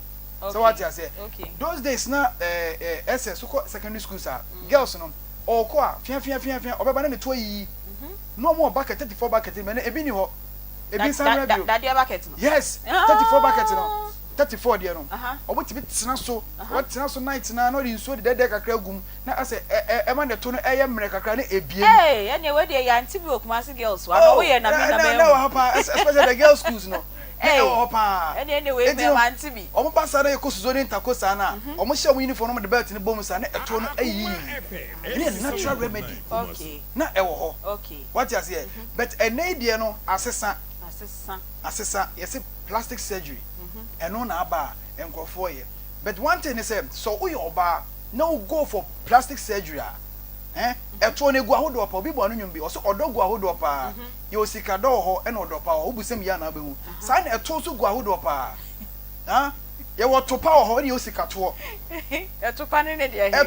de ye di nkuto no afisa so no ene wo person no fugina wo kwa nkuto kwa kan betimi aya ma wo ende matida yes na odi nkuto na fa so ma ne koso ye na odi fa ho a di fa otoro ma ne koso ye na nya bucket bi e mo den kakra tratra so eh ene mo wo ye sa bucket ne de papa je so mo san kwa ye mra aso to 34 mo bi je mo san kwa ye mi hu a che da plastic nko ana o yes ene plastic wo hwa na abu atwa to okay so etina e wo no but eto no difference wo mo ni say so wo ye oba na ko ye plastic surgery a ka hu ni say wa be ye snack also ye wo eto a ye di kofie ene ye wo eto a ye di na bonten hey papa J snack papa J cancel snack what's your snack there so ko nchen a joint ko mo ha ye obo joint na snack a ko spring rolls bi na dia agbo wa no ye di kofie ene wo di na bonten say bin kwa woni wo kunu na tie na ohana na bia uko hanse any part of your body a me no da ho na adwa me hu ni say me ni toy ene da ho no yes because eto a enye natural de eye toy e ma me papa je no na edin na o say omo yes ade lady bia me hu so wa ye bi me hia na how a eto no si she dress ni mu no na tade ni mu no a different from so be hu the natural one o say eto na ka say egu ahodo bebre ye wo the A shape ye wo the heart shape and with the heart down shape. Heart down shape. And everything I was here now. When you here, we say a round shape. That's right. When you a round shape. But so your bar, no one is self-confidence. So once you even choose your body and as a alternate type. Now we see here, Papa J. Says a wooden shape. We say once if you a ever from saying a sort of air fiacre. Yes, so for yes, reference here, yes. Reference would any video. Coca-Cola shape. Coca-Cola shape. No, sorry, and ever from saying when A shape. Okay. What's a no? Okay. And if you hold on so eto no asese no yes as etiagu 87.9 and a heart down shape no as a heart near done no me am sorry no ahwa me de na ma and you say obenya confidence oba anya say what work asi na say to work to you go a very slim but or share the body type and dress over there even the fabric and kasakwa no e kire eto awo yes eto bi wo ho no ma e she cotton dresser very nice ba okay eto bi so wo no ma shaky material na shaky kakra ma ni ho so kra na shaky wa package ni ye kama pa but e man bi ennim sa de no eto bi ane ne panta wo sa wo she yes madam for stay and twaso o me twaso papa je twaso e man bi nim sa de wenti okay na amano e boka e woto ho obi aye hanse ne to every 6 months bi also okọ yes say bibi wo ho spending huge amount maintenance of money na ye bisa doctor no sika kase pa e na omode so what I say but you nyama kitenkete wo ha as a woman who betimi aye ama onko ba bia kwa you look attractive. That's right. I told you F ye mema say ama ye nije to on pa na no for ne no for so ye nije won because the last time I make said and no ti trotro no wo ba sebi or no for kakrai what to a no car twem sia what car ma ye hwedi wo a obehunu ntimi hwe ba wo twa wani be say we ni hwe we ni ti hwa na driver no car twem no yisu mirror no obi atimi hwe bi efe entama ene emma ni nyina ne je wo so obi abese hu say o body ne e kakra e wo ho eno ne nam so ma nyama we nyina e ba be say utimi package wo hu yi okay ehu atade e wo say wo hye at the right time any design a wo de be pia unhia body enhancement okay you don't need it what I say obi wo no ma jeans a obe hye no o hu ni say jeans o metu ne type say to say me hye high waist especially o A shape no what I say any type of social high waist it's one na o say o hu body type na we hu say me hye we yes me fra we na afata onye so obi eye binti no obi wo no ma o hye because of say ntin hye atade we say dey fe pa we say very nice but say we say we ni V shape we say e form no e ye fia e kosoro ne bai it's a V shape no hey Papa J yes a V shape okay so what I say apa kan ya na madro be ni so ya V ampa V shape e kosoro no emu A B a V shape it is so who sign near ma we nyina You bet me package you ye. Emma uncle says he can be brave. Em conquer boboka. All because of Otto and I said no phone. No phone to go hold us. You were the athletic breast. Belucci, athletic breast. Athletic breast, you know. Any breast neck is sissy one as a more than any man acquires surgery at the panel. Not no phone is what I say. Okay. Why am I then I teardrop? Teardrop on the end of the Jose, you know. That Jose now. Aunty Bea. Where you who say? We say no. A tear from Kakra. And now a bell shape. Okay. The Tony boy has a bell shape. I said domino. No phone. Oh, you were teardrop. You were bell shape. And you athletic. Into where you know, I have a bell shape. Athletic in India. It's in a hopper and one more time Bob Brazil. Okay. One time Bob Brazil. Movie. It's not a no nipple to Musa. Omuna times somebody 2 members in Juliana. Or Baba said Musa. Yes. Okay. Ni now types. Even different types in a cocoa baby. I won't say a no 4 day. Oko marketer. You Brazil. I hold draw one more day for my shame near company at the end. Some can't work plastic surgery. Be there. Send Yanka Oko Toby now bar and I know so yet. Also, that way, no, for the Atiago. Because so the guardian puna that's all lusuna ever start back to normal state.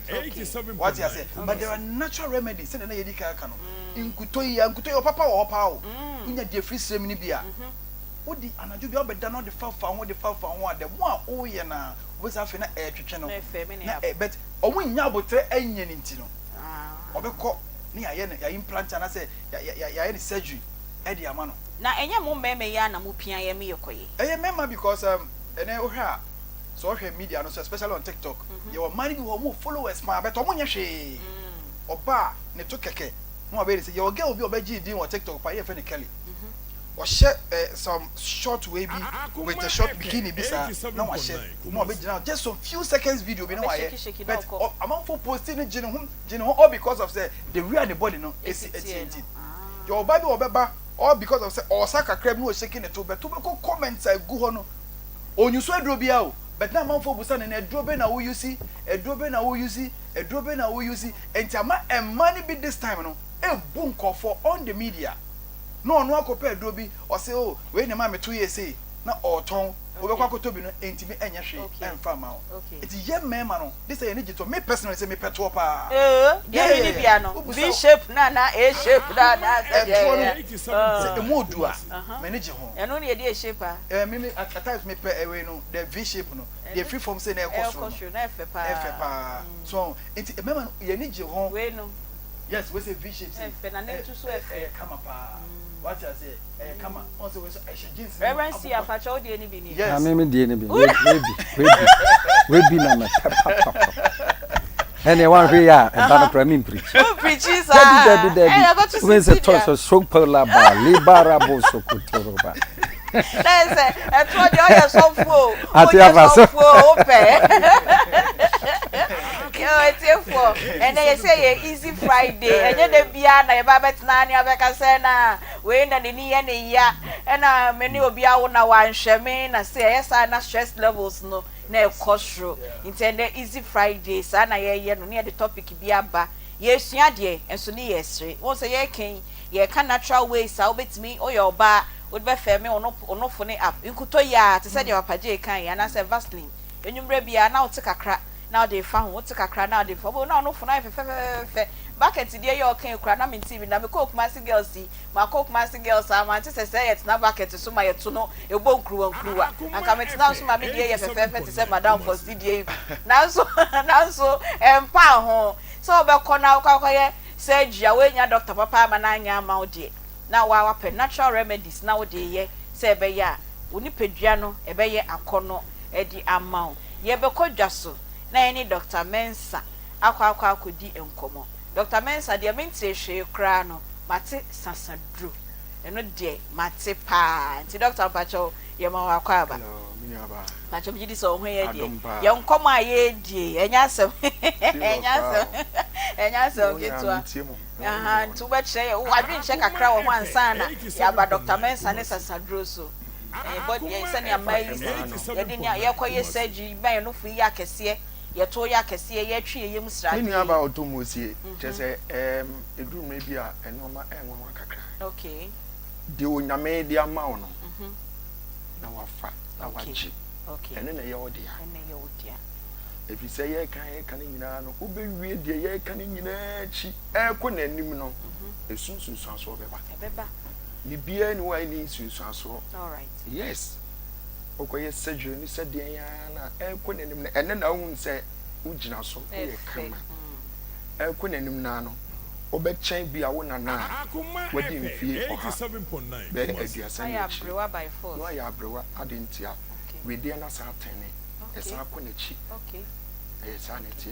if you say your fresh body no anyam de bo nya sanity nti me to me ni de e wo nya say oba wote wo kama say die bi o ne besa account say o kwai da bi de nyame de ama me ya me pepe wo no je say wakoma abafo wakoma mbra fom sa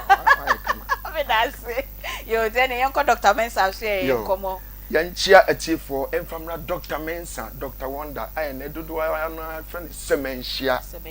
yes na me nya ba onim awon wasem ni say Dr. Mensa na ni pe no 1 on 1 epesi ehu Dr. Mensa animu ni animu no ene make say sisi Dr. Mensa e won kran okay Madina Zongo Junction okay e ho na doctor atrase Dr. Yadma Ifri Benadana na Jo Benyina enya samketua na menka bi pasawa haidie hwe odo unim se ebua David Fire or the ball Goliath ema otehwe no na enya buo hunu kwa okay osofo haidie reverence ya wa haidie yes if you say na tumi di buo na chi eye tumi ane di buo na chi no dabi eye tumi bi na nyame di wura buo no anawe bema tenten gram ogina hoyi na edi abuo pa na betimi afa na odi abo no ama na hwe ho na emom de enim se eye tumi bi a na edi buo na chi eye sanete eni nti ye kan nyina na yemusa why ne moma so why ne moma so na anya ni baabia eye san onyame hyehye no o se bua me suma wi ama na koi enko baabia na emom ne moma no so eye street eye sa ye kan no eye san onyame aye hamma eni nubena eni nusini onyame na di tumi no ewura sa ne yemanum enye aduro enye juju enye bibia ahamma bi wa eye natural menua ba hwe me tewia na yemu sase adenti na ye wo ntafo na tete no na ye bo ma bamo na wo hopa pasa ye wo ntafo ye bo ma bamo ye nhwe tete no ye nananom minim kura no ye dware wo semna no wiya wa hye aduro bi sinchen na odi abobbo eno onfa semna nka ho ahama no gum ene ye friend dudo no na odi abobbo na odi ne nsam ye no wei abo nsuo no sei na odi abu anum odo ye musa enne sa de ne wo ho ana na wan se eno na wan yantimi anya obi emre bi atwam na mo na okọ wanim te se nkomo na mu wanim okọ wanim no na enye nsunsu aso wo so okay yes etimi nya nsunsu aso wadwumasem etimi nya nsunsu aso waware mu etimi nya nsunsu aso onoma wo tone etimi nya nsunsu aso usika sam mu okay ebi se sa duro no ya nanan do bobon a etimi ma yare enkan sa ba mo na e de bontafo no ase ne se tumi bia no obeya nti omo se sabi ontafo ya befo enye sa enye sa ne tie nemom no ya ye omo ase nipa sonku bi enti yare ntimi enka wo mo wu kutani bia na untimi mfa nka no ani nti sa ne tie odo onyame na ye ahamma eni nubena no waye ne natural a bibia mfrem obi ankwaje bibia mfrem enti se yantimi anyo sa ukọ wanim na wunyini kono ugunu anu awaresem eye basa ugunu anu adumasem esei ugunu anu usikasem enkoyiye enna Dr. Mensa watsasa ye hwehwemu se dabi titene na ye nananom etimi ye yensa edware yensa numra eni ahamaidia adenti de yenko yachi de yenko fa bibi ti sa ma bi ti se tame awu ana fra na ku kunkum bedi machi enua maako saa maako enso ene aka bom se saa na tie de ase anya obi na tetene dia enne ubetimi aye na wo de adware na ho afi odo nti obi a otone aye nto obi a ne sika sam aye basa obi a na adwuma sam nkoyie obi a na ware sam nkoyie obi a oni favor ewu ni pani obi wa maami watu kwan fie pitepe ontimi mobɔ bra onye hwe enye sa na nyame ye no da bi na nka kontrol dia maami se nke yakɔ ba bi na nke yakɔ yie ne de ba fie afi de aden odi ka na asan ba fie ni nyina nsa Dr. Mensa se men kan che wo hwɛ me se bomodin se obeba ba gi sasaduro eno na yato ne din sa eye sase edi wachi no na aduro ene yato ne din se bra ba gi sasaduro ne fa dware eye simple tiawa da bi udi be dware na odo udware aduro ya ube dware ne sa nanso 7 good days na udware a oya baba wa na ayo oba woni be manya nhyiamdie na be me oya be man so anu oba nya nhyiamdie ebiem nso sabi oya oba no abu nsa unkon umfa unsa nsom yes na pacho yenjina bu nsa ho na se ma sha ase me sha ase na me menses ne ban in between na pacho be this ojai ojai na ku free mu a na wasa matwa so 7 days and ase me do 3 days obe sha ase 7 days o free mu a mo sha ase 7 days that time na wo afi so what you say said the Nyankopon ka che na David say fa adwira haban dware wo ho dwira wo ho na wo ntew osofo ana meboa eye sa pepepe nti o hamma bi o menu aba so di dwira wo a e ma hu fi wonim se men kan se mi cho ya hamma bi wa sabi oba bu ni nsa ana oba fa ye fro na oso mu a nyinsa ndi timi sei eye sa ne tie Nyankopon na ene natural nti mi sew wa wo hwe me ebi o adwuma sama ye basa wo sika sam nkoyi oton ya ye nto uni favor woni panu a me sew wa bra Dr. Mensa so ye na ye mfa aduro ma ye niema ye keka ni nyina odo yi ni nyina ne se ye delivery ba bia wo bia no ye de aduro no bebrew titu omo wa kwantuom ye de aduro no kɔ ekomo ni a chew na kade ene se de obesi aye no na me nua ba me nka yare bi ncho ya yare a ehu pa sabi anum ka yare eye yare a emfa ne uba tomrosi a wo ye emfa ne obema se de wesi address esi afa emfa ne otai bi a wabo maame sa yare ni bi wo so a eye guase yare a ogun ebebu anim ase na emma ne odofo kura ntam no etimi sei wono mantam etimi sei mesrew wo na so wo sa nka yare bia Dr. Mensa se men kan tro se bra ya so ye na yemfa duro nkan na otwemienu nanso me hye obo se wodi aduro no ye waduro no efri dako ekopem ne nansa so a enya de anu kan yare no wobeti bie mu da me hye obo sa unti bie mu da yenkwan ya so ye no so ya hahama ya ya hahama ya nye bibia wudi just would be frade no adi ne keke efri wuyam wona wodidi anadwo wona wowe na mo akese wona nkosua wo chi nkosua bom okono wa chichi bom a sebi o echen na ntwe yamu ade enya asem ketwa meso ni nyina na eboa ma onya sa yare no enti de ese se ti hu firi ho wo sa yare na beji aduro na yemfa aduro nkan Dr. Mensa so na ho nto ewiase yesi de onim tuo no ene ede ni gina atwere no ano ni nyina ne sen wona won de hye won ma won kunu won papa won yire no enum no bone minua baje se kura de Ghana ayetan enwanwa enu bone no me se ubeje di say last week me ko boase me ka me yusu me nim ba bi anipa no kra ofiri a oba oto no ho me bonnet nanim ekwo na me hu so aba beda ba bi oto no ho firi de me nim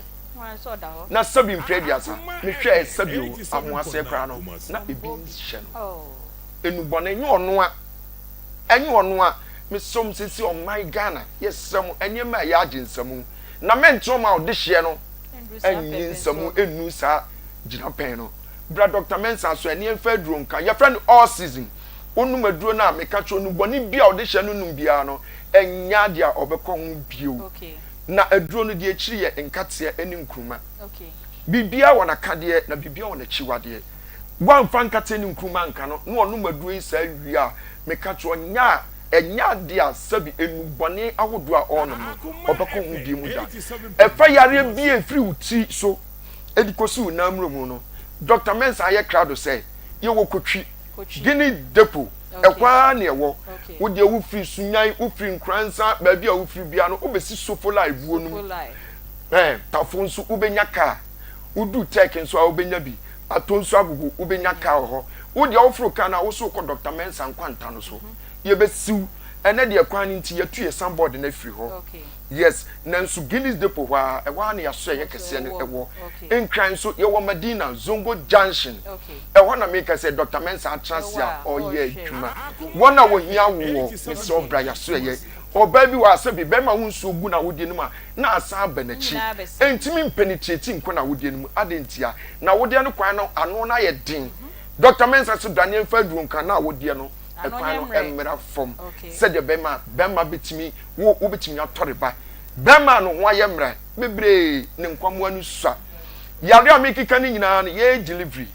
anasa oba yaso ya ne de wo hemfidie ni ahwe ade poten a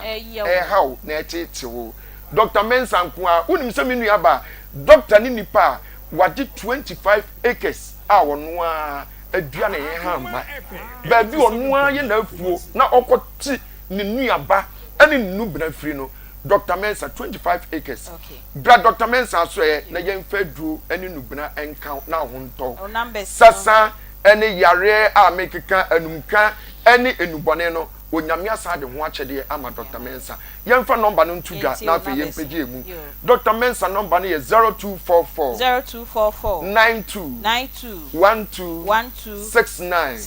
0244 92 69 yes I was 027 11 73 551 027 11 73 551 Samsung was 0532 92 80 95 the nyame penaje no e kire no pa obeba kotwi Guinness depo once or one crime patamo nyina no omo Medina Zongo Junction e ho na Oman FM e wo no sa edan na nso ye Honorable Kennedy Japan akompreko na bronsan no eno no de ama Dr. Mensa so doctor wadwuma pa ne one ye pa o ye nti no edan no bra betra sei na hwe won na wo yare na wo ho nti Dr. Mensa Dr. Wonder dodo na friend semenhia jobless no one cares. Who jobless no one cares. Eh me amenyum so. Oh okay sir. Now what you say no Bible mo atwa che. Answer what you me obin to me say obin to me yeah ni Adventist as the Ashton Johnson the Mighty Singers. Sir and your body shed Dr. Mensa in crime. So only no who dwumadi a wodi na nyame mfa so emo no. Yeah that's it pa nyame sha na what you say then so ye Dr. Mensa aso ye ombedi enkomo na wakoje sasadro zanyama bi enkoyie e wo abrabo ma sane o kan tumi bi e di echire de bia reverend see a oka o say bibia e wo na chiwade enti hu Dr. Mensa omonso edi edro be ma na eniama enkoyie e wo abrabo mu no ni nyina asesa edi amaw ye be ko phone lines ne so ye ka say ne ye no mo e na edi sa enkomo yi edi enti e na emma ye nofo ye kwa hawo bebre ni akoye ye nofo ama ye nofo ya ye den ni akohye ye tu ya akoye sa juice ya kono mu nro ye pese ye to aya kakraka na ye to aya kakraka na afedie yentimi nye ye ho hwe kra na aya no ye yefunu chese ukoye social media pages na beluchi stream bi de mpane a ye de wo nkofo yem se be ya ne yem no ebetwe haw ni amane bebre e na ye fem a ye pese ye ho ye fe enti se wutie yen a ubetimi afre yen e wo 0243 114497 0243 114497 and I say 03224 98035 03224 98035 now also wabe contribute to sansem ya ye ken ye de enti ene ma ye ko se ye kwa akoye ye nofo ama ye nofo aya kese ye to aya kese ye yema ye tra ye se be bi na ehyew anasa wa oba na e na wo hye wo hello pacho udin ni baby a wo kasa free Medi Rosemary kasa free mi university Rosemary pacho yentie o me pacho o emma no bebre na ye ni briefo okay ye ni briefo de ntia me kasa ni briefo ni se bi wo me fie ni nyakopon adum me achede kakra se me wo shape kakra eta ndia madam for to me gina ho na wa hwe me se me sa adan ya o ti se na wo shape tie me se because my wo 3 na so so me shape da wa jan se ni se that could be to na wa fra me se me nkoja no Madina market ukoye dan ya fanye ni tuna me se me ntumi nko me nkoja no nkoto mo tu nton aduro ni binu na me se ntumi nko eye mi die no die nya me na di chenti so wa se mi bisa onko nyakopon onko bisa no enne bebre na so ye tie fi me ma wo dia ba na nwa chi akoye be wie che no onu so kro ya be je wo mu esu akofa foforo enti ma na wa se ya adwen na ye adwuma kakra me da Rosemary o se ma na wa se ya adwen no eye adwuma kakra hello wenti mi enjina so enti ute ya obetimi hello aha me pa cho udin ni baby a wo kasa fi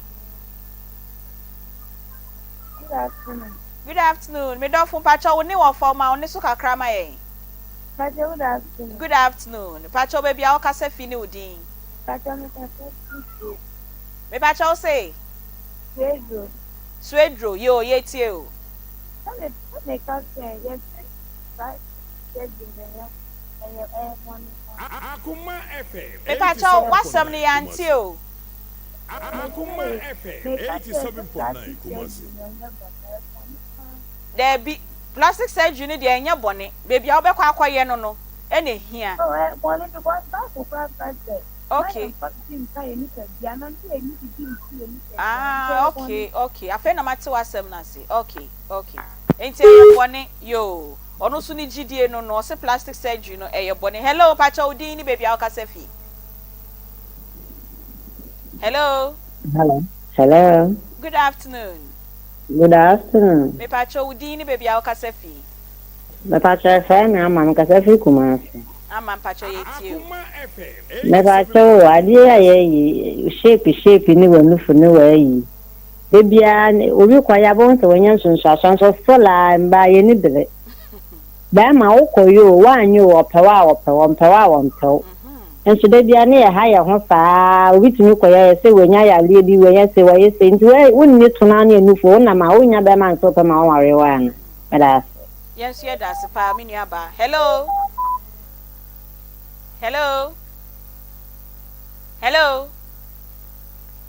okay obi ansan emba homa ne su biom no o hwe hello madam yes dear pacho udini baby a okasa fi Akoma FM 87.9 hello me pacho udini baby a okasa free me dinde madam Gloria me kasa free as town Gloria pacho yeti o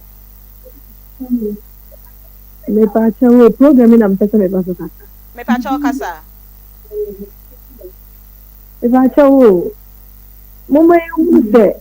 DNT biantame what you say yenti biantame serese de nyame de ma wo no de ma wo emma ba wo nsire wa de kakra what me pacho me da se pa bo ma yensro erade kakra ye da se pa hello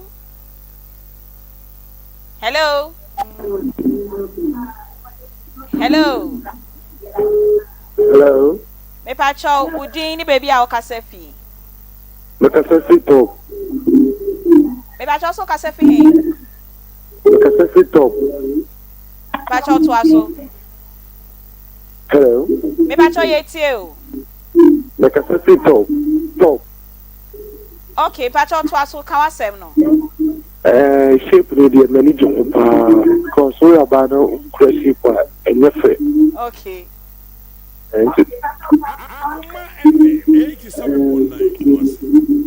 yo ya da so line new etwetwensi o se chep ni de nani je ho pa o yo ba na oni shape pa enyefe hello pacho di ni baby a okasa fi good afternoon from Vanessa Vanessa, good afternoon. Yo. Mpacho mi pese muchre bucket we ni biom. Idi mi fidi eni to na mo akawin. Pese muchre bucket yen na me hwe. Yo mate, me near Rama say utie me I just saw your audio na me must status but me sister tie me share no send me message say bucket there no it is true. Enti Angela Spioga bra utie me a say your audio na me must status mo. Na obi enti na papa je so be sia kire ye bi. Be sia kire ye bi. Papa je we mo asia baba be kire sa bucket there na me kra me ntinda. Hello Pacho di ni baby aka sefi. Afternoon, me de Rafael Mikasafi EGB. Rafael Pacho yetio. Yo, yadama seni mu program amuye. Radin shiramu pa. Amen. Na de tieni se manu de omada Roma. E bi nyame di pa ma che o se de Kristo abo mo fa ne sa. Because oni pedia na radide ama ono woni mu se na ye ma wonti na odi ama o. Mi wi oba na wo worship wo tuo de nje o. Enya ne na me hwe. Okay. Osuman ena di ube kwa ware wa ho brafie ni se de wo di be kra wo be ma na ena be ma ware agina na wo ni ye no ena be twi ku na fi eto ni e sheep ni ye no ma na e wa bonte ho nti e ma ne de e from de awrade de adu mo mo fa na sa ye boni o we nyina ye no trodem se be ba be bu ho akonta nti wo be ma wo hye wo yire se won kwa ye sa no ye very careful. Okay. Afitwe no oba nya wo be nya bi. Okay. Because wo na wo ma no kwa ye sa nti e ma no so ye sra wo omuntu amu fi sa no ma no ye so emre we ya e wo mu de ye pa ma che pa se de nyame abo mu ne ni di ho panti ye da ma se Senior Ralph yensu ye da wase pa. Hello. Yeah. Good afternoon. Pacho di ni baby aka sefi. E fa na Aunty me ka sefi suedo. Aunty Pacho yetio. Tuna from them for the making. Pacho yetio kan. Ghana from money in Sudan coupon. Okay. He is soon a near Monday now, Tona, and do not in the day. The Sudan in the day, my Yamadam be out there, Mamma. Okay. I say, my Yamadam on all them, Mamma. So now go pop at all my one. And call them out if some of them out the back. On Pedro Mount to shape a crown of the mamma, the ban, all them, Mamma, will be. Okay. In Ghana for years, Sudan coupon, all the years Sudan. Me who da nyame na body na nsa na body bia ye papa all the young da ye papa sisi ala bia aba no all the young da no nye so mboma no mi ye jechi nta all the yesuro nyankopon ne yafa nyame de no na metuma aka ni Pocho ye da sepa ye nsuro nyame na ma nyame de ma he no ye mfa ne de ma. Hello Pacho di ni baby aka sefi. Hello fama rim kaza fitaka kakra de Pocho mi too. But na since our first anka no all the Gold Coast na da me nyame adinya oni wo nso onya wal since da me nyame wa be wa edika ya na abodwa na abodwa atia ibi wo pe nenu na we nya breast cancer enyeme bebe wa ye ya onye beyin no ba ma ya da ma de no obodu baby no obejowo na ye useless edina wo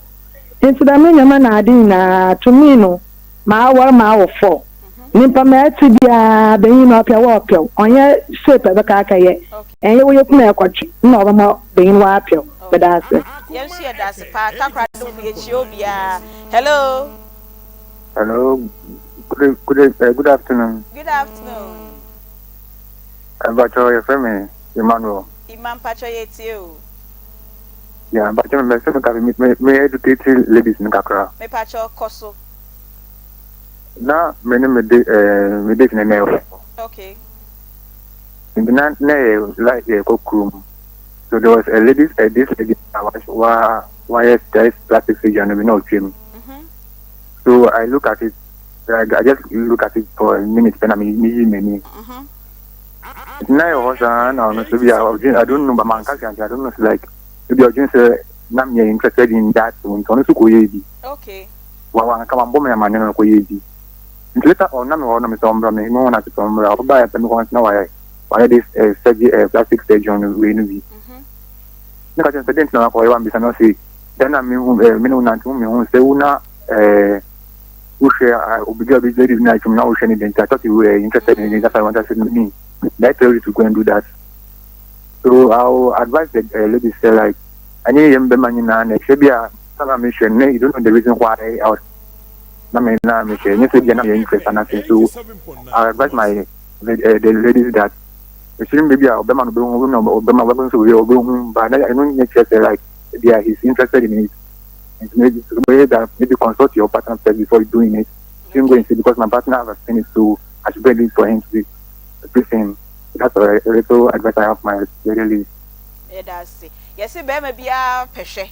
Into your shadow, just our pay, or shasa or shake, or shasa or shake. Hello, Pacho, did baby Alcasefi?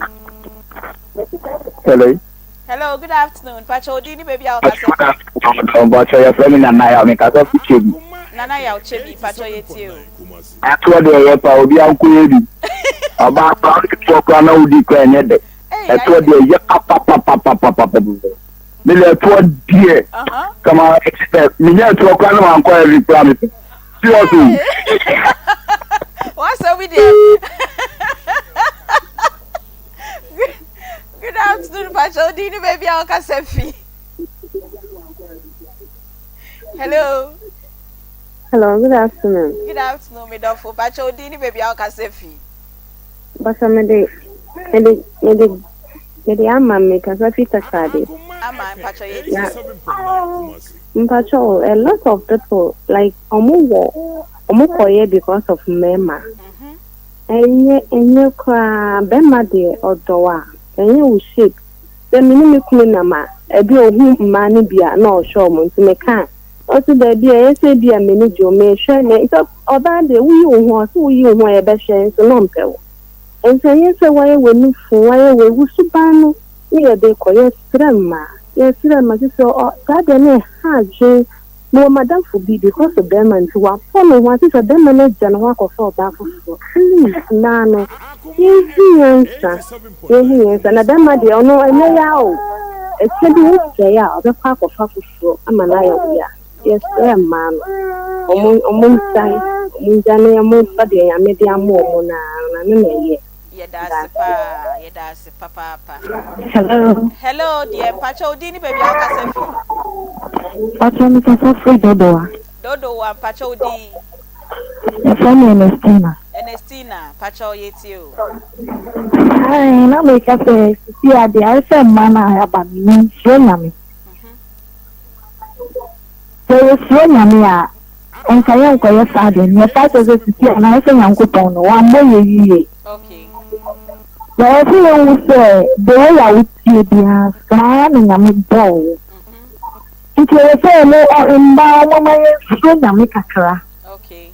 If I want to tell Jimmy and I saw me the only as I say what both are. When I won't say I'm to tell me the one boy. Okay. And your mama or me your son and only guys. If you are only and I say not cancer. When you know I will be a no better say I'll be what be out here and yo. By my way, came in my house. You can remember so na make a crack. Yes, that's a family of free dodoa. Hello. Hello. Good afternoon. Good afternoon. Pacho Dini baby Alcasefi. Baby Ernestina, Ejubani Kasafi, Aje Kotoku. Ernestina, Pacho yetio. Aje Kotoku. Aje Kotoku, Pacho yetio. Asam na mo kan me nyina dodo na asi mema mema na de ema ekosa problem yi oba di wo ho anya kuku abon se na otu akọwale na oba na ni to a ade nti na so wale no oba fufu na wo hwem se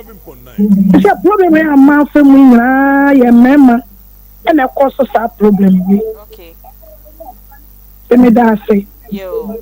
yeah, that's a party for yourself. Mamma, show you TV soon as more fra na mamma TV volume no. Ako from sebe ya sem na mo kano. Ye beti na ye nia ya fa efuto efri mon sem na mo so mo catch ye. Hello, Pacho Di. Hello, good afternoon. Good afternoon, Pacho Di. Within the Oko Asore Nekwa, or Tumbodia. Oko Asore no kwa. Kawanutumbodia. Kawanutumbodia. Pacho na free. The free body Akotia bodia. Pacho yo yeti. Abefi Akwatia Bodia. Ai Papa Jama ko, ona Papa Jama ko. Yo. Now, Madam, wonim bibi. Ya vale de amana omo ya tadiem. Na amana omo ya tadiem no. Emboa wo. Emboa wo. Ebeboa wo ma. Anka aboa wo. Ọkọ no munye ku kra. Enye. And heavy the omun kobi o. Heavy the omun kobi. Yeah, sorry for asofo no kwa na so mutu wonfo. Amboa. Obi abe heavy a onye sa diewi. Kada mo ase mo nya me aduma. Yes, yeah, that's pa. Ya pa ma cho mo amohwa ye o TV so no mo frɛ na. Na mama mo volume no akɔfom kakra esa na interference no edoso. Hello, Pacho, Udini baby, I'll Casefi. Pacho, you can see Oda, the son Nicholas Gang. Oda Nicholas, Pacho, you too. No, Emmanuel, I can't tell you. No question, about your car. 87. What you said, the Uncle for Fraction. Okay. It's answer. The Uncle for Bonita, to say you to ban in settle. My boy, Oda, you don't see an Obasa, you know, to the Okova panel. And now, so would be a sense for look at the aspect. Yes, sir. And say you in a man, only one Sadiano, and Uncle, I think, now, everybody. Yeah, that's a pa Nicholas. Oda. Hello. Hello. Yeah, hello. Good afternoon. Good afternoon. Me Pacho, Udini baby, I'll Casefi.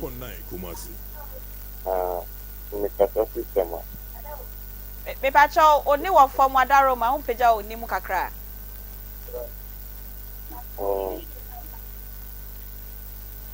Within the Ima, Tema, Pacho Yetio. Media minimum unit in a the Syrian should be any day of the pine. I'm up on ye.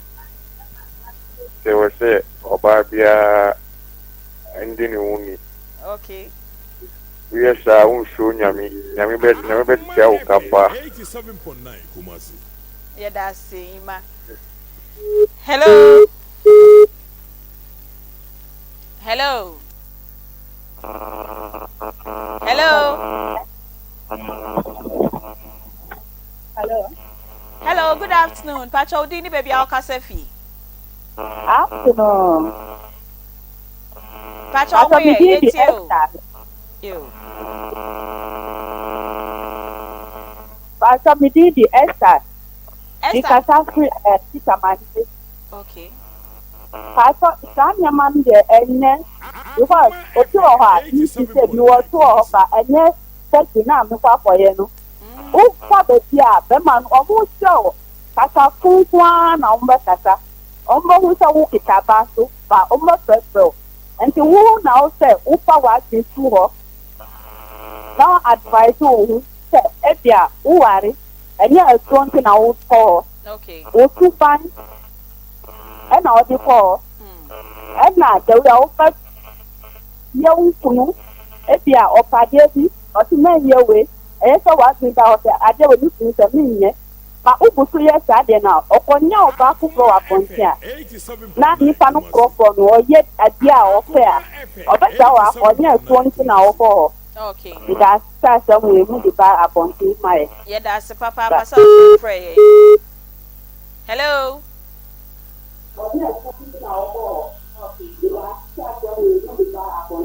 Hello. Hello. Hello. Good afternoon. Good afternoon. Me Pacho Udini baby, I'll Casefi. Pacho, your family, I'm a Casafi Cofodia. I'm Pacho Yetio. Pacho, me was a job on me aside, no. Almost no one. 87.9 Kumasi. And they ever come for doctor near CBC, no, I'm why. Okay. Pacho, you but to us, so say, be an officer can be Matuaso. Yomo, no, and Yakula. Okay. Pacho, that's Makuforidia. Hello, Pacho, Utie, now obetimi afrɛ yɛn ɛwɔ 03224 98035 03224 and I say 0243114497. Now also wabɛkyerɛ wadwen ɛwɔ ɛnɛ nkɔmɔ a yɛdi yɛ ɛho. Hello, good afternoon. Good afternoon. Mepacho odi ni baby a ɔkasa fi. Mpacho yɛfrɛ me Yɛboa mekasa fi Western region. Yɛboa mpacho yɛtie o. Ɛma na ya na ɔmu nim sɛ ɛtoɔ ne sheep no yɛne gye ho. Baabi ma bia ɛkwan akɔware a ɔware ɔba a ɔwɔ nimdie ne nyansa obi tumi de atete ne ma aboa no wɔ abrabom. Okay. Ba ɛtoɔ ne deɛ ɔmo kɔyɛ a ɛfɛ yɛnam street no so a yɛbɛhwɛ.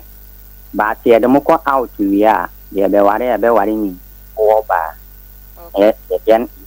na bɔbla. Okay. Mepacho yo yɛnso yɛda ase. Ɛnkyɛ bia yɛbɛba studio na yaba bedi enkomo no ntie betimi afa calls be se yensa bi e de aka ho. Hello udin ni baby a wokasa.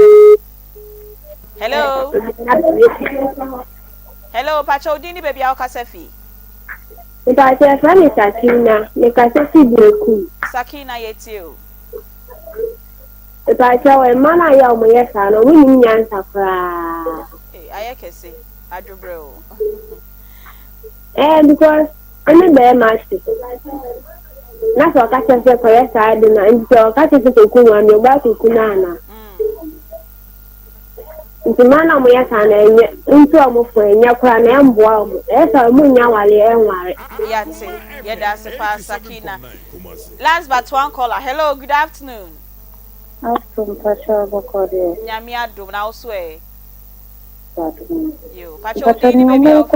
Eko fundi nyamini mkwenye kisama Ghana for girls and I'm kind of the okay. Because them idea ni ho be no ho sa man ube share ube ko WhatsApp ni we no ma se ho nyina. Ni se ni Ghana for ma to me nkata ye ho kakra na ma de nke na yeke atire. Me pa cho. Okay, tini ye de. Yeah, that's the last caller. Hello. Hello. Akoma FM 87. Hello. Hello. Hello. Yes, good afternoon. Last caller. Pacho Odini baby akasa fi. Pacho me so achim of Wanse. Achim of Wanse. Ai. Me pacho yetie o. Pacho wa o se de en aye. Mini apacho wadwen hre. Okay.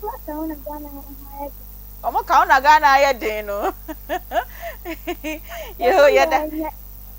Hello. Last caller. Yo pacho Odini baby akasa fi. Your family na me kasa fi takrade. Nana pacho yeti o. Mami bi anu kwe de ba ko pe. Okay. Eto de eye. Eto de eye. Eto de eye me yiri say o se bi pa. Eto de eye. Ma de eye ni say e bi ni pa no ni to akoya exhibition de. Edu de dia e be fun say enye natural ntino. And share na kondo ne be ba fom. But say natural dia eto de eye. Eye pa nti contribution. Ya TV ni abema ofre e free takrade ha na ye de phone section no e be si na ya ba studio na ya betie ye nuano ma omo so ha say so adwenhye Papa J Aunty Bea yes to de eye o bema bia o ade o hu oba ho a eche no okay yeah untimi hye oba prekope na hu hu ni suban all right ye wa ade a ebe oba no ho a betwe na ansa na wakọ na wakọ hu suban na se tie eno ni ade a wo so oba bia wo hu ade wo ho a obetimi dey attractive okay but say ekoye artificial ho na na question mark but if you know your potential ma na omo natural body ene intimidate omo a so oba owoto ene intimidate obi a oni to ene kofa we nyina bai okay so oba owoto ana oba body ene oba oni body nyantoko a otimi ka che o sa ohosa amane what chinchine sa amane yes sabe so eba sa na obe feel intimidated all right obe dia reho ni mu entubo ha first no na mojeduro Emma no mu pe mojeduro papa ya hye afuni che bi de mienu omo wa bo hono na afuni na se tie ni afọ be no maduro na no ebi wo hono ma the more on no na the body baby den ye kese afọ later na akoye problem enu na didi mu ama sa ne ma nyina aba be sie no but on make say oba de so utimi hwe wo so yie emfa wo se wo ye slim ana wo ye kese o so wo strength na wo se wo gina so na wo di hye wo so yie enu na be ma be hu obeba won chance na later usuma then abem be attractive all the time. Being attractive, you know, doesn't mean say obeko ene mema nyina ye bio ene mema dua abodje se ai yes pink lips ai conchon no mo boys conchon boys wo twi conchon be ma na no for me pink hey emani bi so pe epe se ne mema ne ma emani o moto no sa ne emani bi so mema ne ye bi ne ejina abodje se yes wo be ma yeah be ne spray e bu abodje se ne enua bem yes ene be ma timi no maduro no okọ gym no ne body yabo no nya 6 packs ni nyina ka ho bi emema ni bi ye ema no so ye but ni nyina ne say so maintain your body na ho aduane e wo say wo di at the right time and oba ni be ma be pia na jo na sausage tia na no bankutila na 12 am no wo di ba sausage oba ri pizza wo fu ye deche na wo fu edo awie a ana be me ka se wo mpewo a on dia issue but your bucket remedy no obi bucket no dey tete ade I don't know why man be any e tire na obi 34 bucket no your friend no 34 bucket dey be wo dey I don't know okay unya bia udi nsuo shake aka dey nya be hye woto okay eno otena so a e ma eto no moist eno ato no kakra the more otena so na eto no shape okay ay ade o eno odi nkuto kakra be fa ho a unya nkuto kakra ka fa woto no ho a na amana ye mre di ka fa nkuto ni fa to no ho na massage to no massage no fa se miemia to wa woto no fa se miemia no mankuto no nko ho na we atena bucket no eno sa otena so etimi ma ewuram kama entwa wo mpo e ma ho ne etro kama na ewura no atena so so ne papa je shake de to akonya nim no to atena so for some time transfer for some time natural all right how be any say the man what na so na what be say metui afede you kru afai yo nti papa je eno no ye nua ba na ofra ye na o ka say o petu yi bucket remedy no papa je di ama we free one enko fa nsusan so bo ni bia just that aya na wa hwe na nsuo na nya hyehye a e be kwa akọhye oto Peggy Aunty Bea yes dear ye kan ye de futu kakra e de fam all right baby afre was say bema say ma ye be very honest e mema no mu wura dem a enya to no mu di kan di o Akoma FM yes Friday no easy Friday but ye riabo enya to no mu di kan show eno no e appetizer okay what I say okay after say we did the dessert no the account status so higher bisa no sa na omo ye no odi kan di aduane na nkasa wie okay asa na dessert there e the account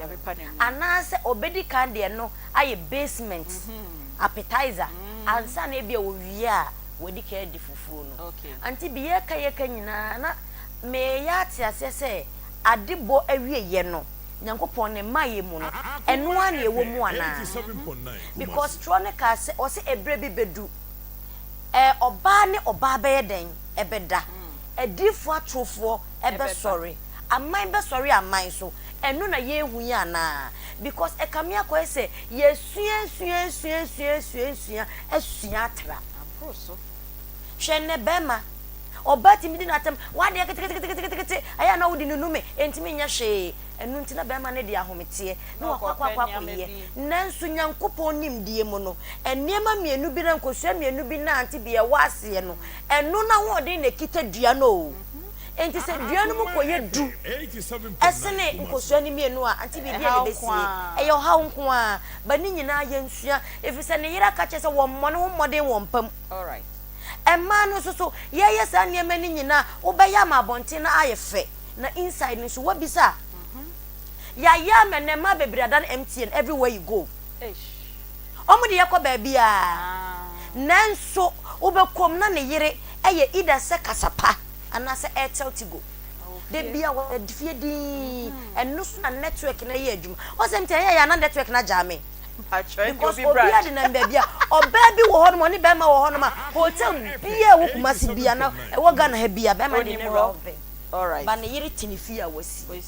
Aunty Bea yensia de okay se nyankopon bo se de wo bo wo na hunu se onim se sei na fata wo se na papa je kan entade bi wo ho no ma me wo ya me den me nhye enya bibia wo mini pedua no tunim de be fata wo sanete en me sha me anka se mu se e fata me yen nyina yensia san ne ma no memma yen hwe ne obi ye na yen koye bi na ochina emfa nsunsanso enye den emre ye ubisa obi owoto pa ye natural wa bisa ma bina usisi ye ya wo ya no wow natural one no wonu baby na usisi ya wo ya no boy artificial one onu better ti yes afi no oguhwi chemu no ne nam social media ya solitisi fan de nyedai emfa ma no all because of say wa appreciate the nyankopon ye den e de ma no yo ye kasani nyina ne ye tiefo ne frɛ ye nyina de no mo kan se mu nsuro nyame enne ya ma reverence ya nhyase ono na de ye beba bewie na ansa na reverence ya ne ye beba bewie no de nyame de no etwa to kra de ama ye no ma brampo ne tewu ye kodwa so fiade me anu se no na sikwa se ne wa fa o ya ona sikwa so to aso Mama me da se Posa Travel and Tour Company Limited patcho ticket in hunsem ene ye kan waje visa dada wo pe wo mo betime twa ticket no e de amount na wakwantu na wo kono ayasumdwe ma Posa for eboa hotel reservations ahodo ni na wo mo ye na ye fiada ye pentempen partial amena se first floor ho eno mo wo Matthias Junction o mo ne no ehwe ne mu wo so amemazi eno ye kumase kejetian so e first floor Baba Shopping Center Morocco adeshimaimu 0205215495 0505256360 3P garlic mixture work natural one more ena a day a dray aba a German show makacho se garlic in fast one de wini mudada enti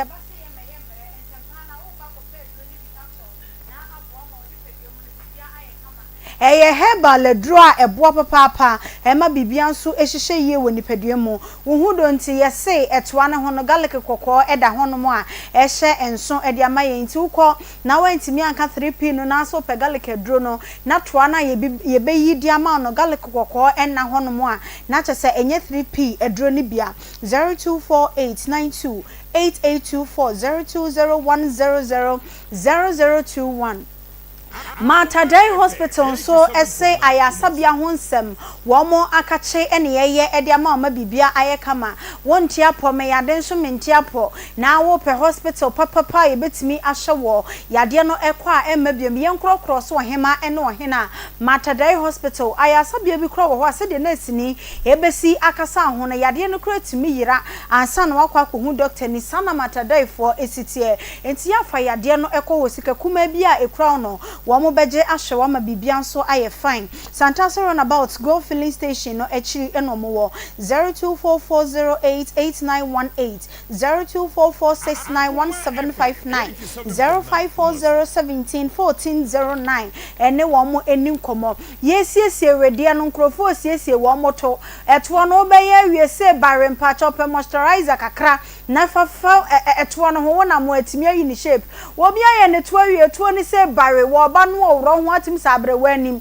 na ne eto na akoye na so mfaso de Congo ointment betumi abo wonse na papa J eche bucket ne de no upe moisturizer de afefa ato no ho ama no aye boto a Congo ointment na ebo hona many rashes ahodo ni na enka obi aye ne to se bi ni trum wontimi huhurum eto na ekura wona ntimi huhuru trum no ekura wo ye dai me pa chochuchu ehonum yie na enka na ete honom no enye nkapa Congo ointment na ebo natural ventures enti bibia natural 0249017101 0204616161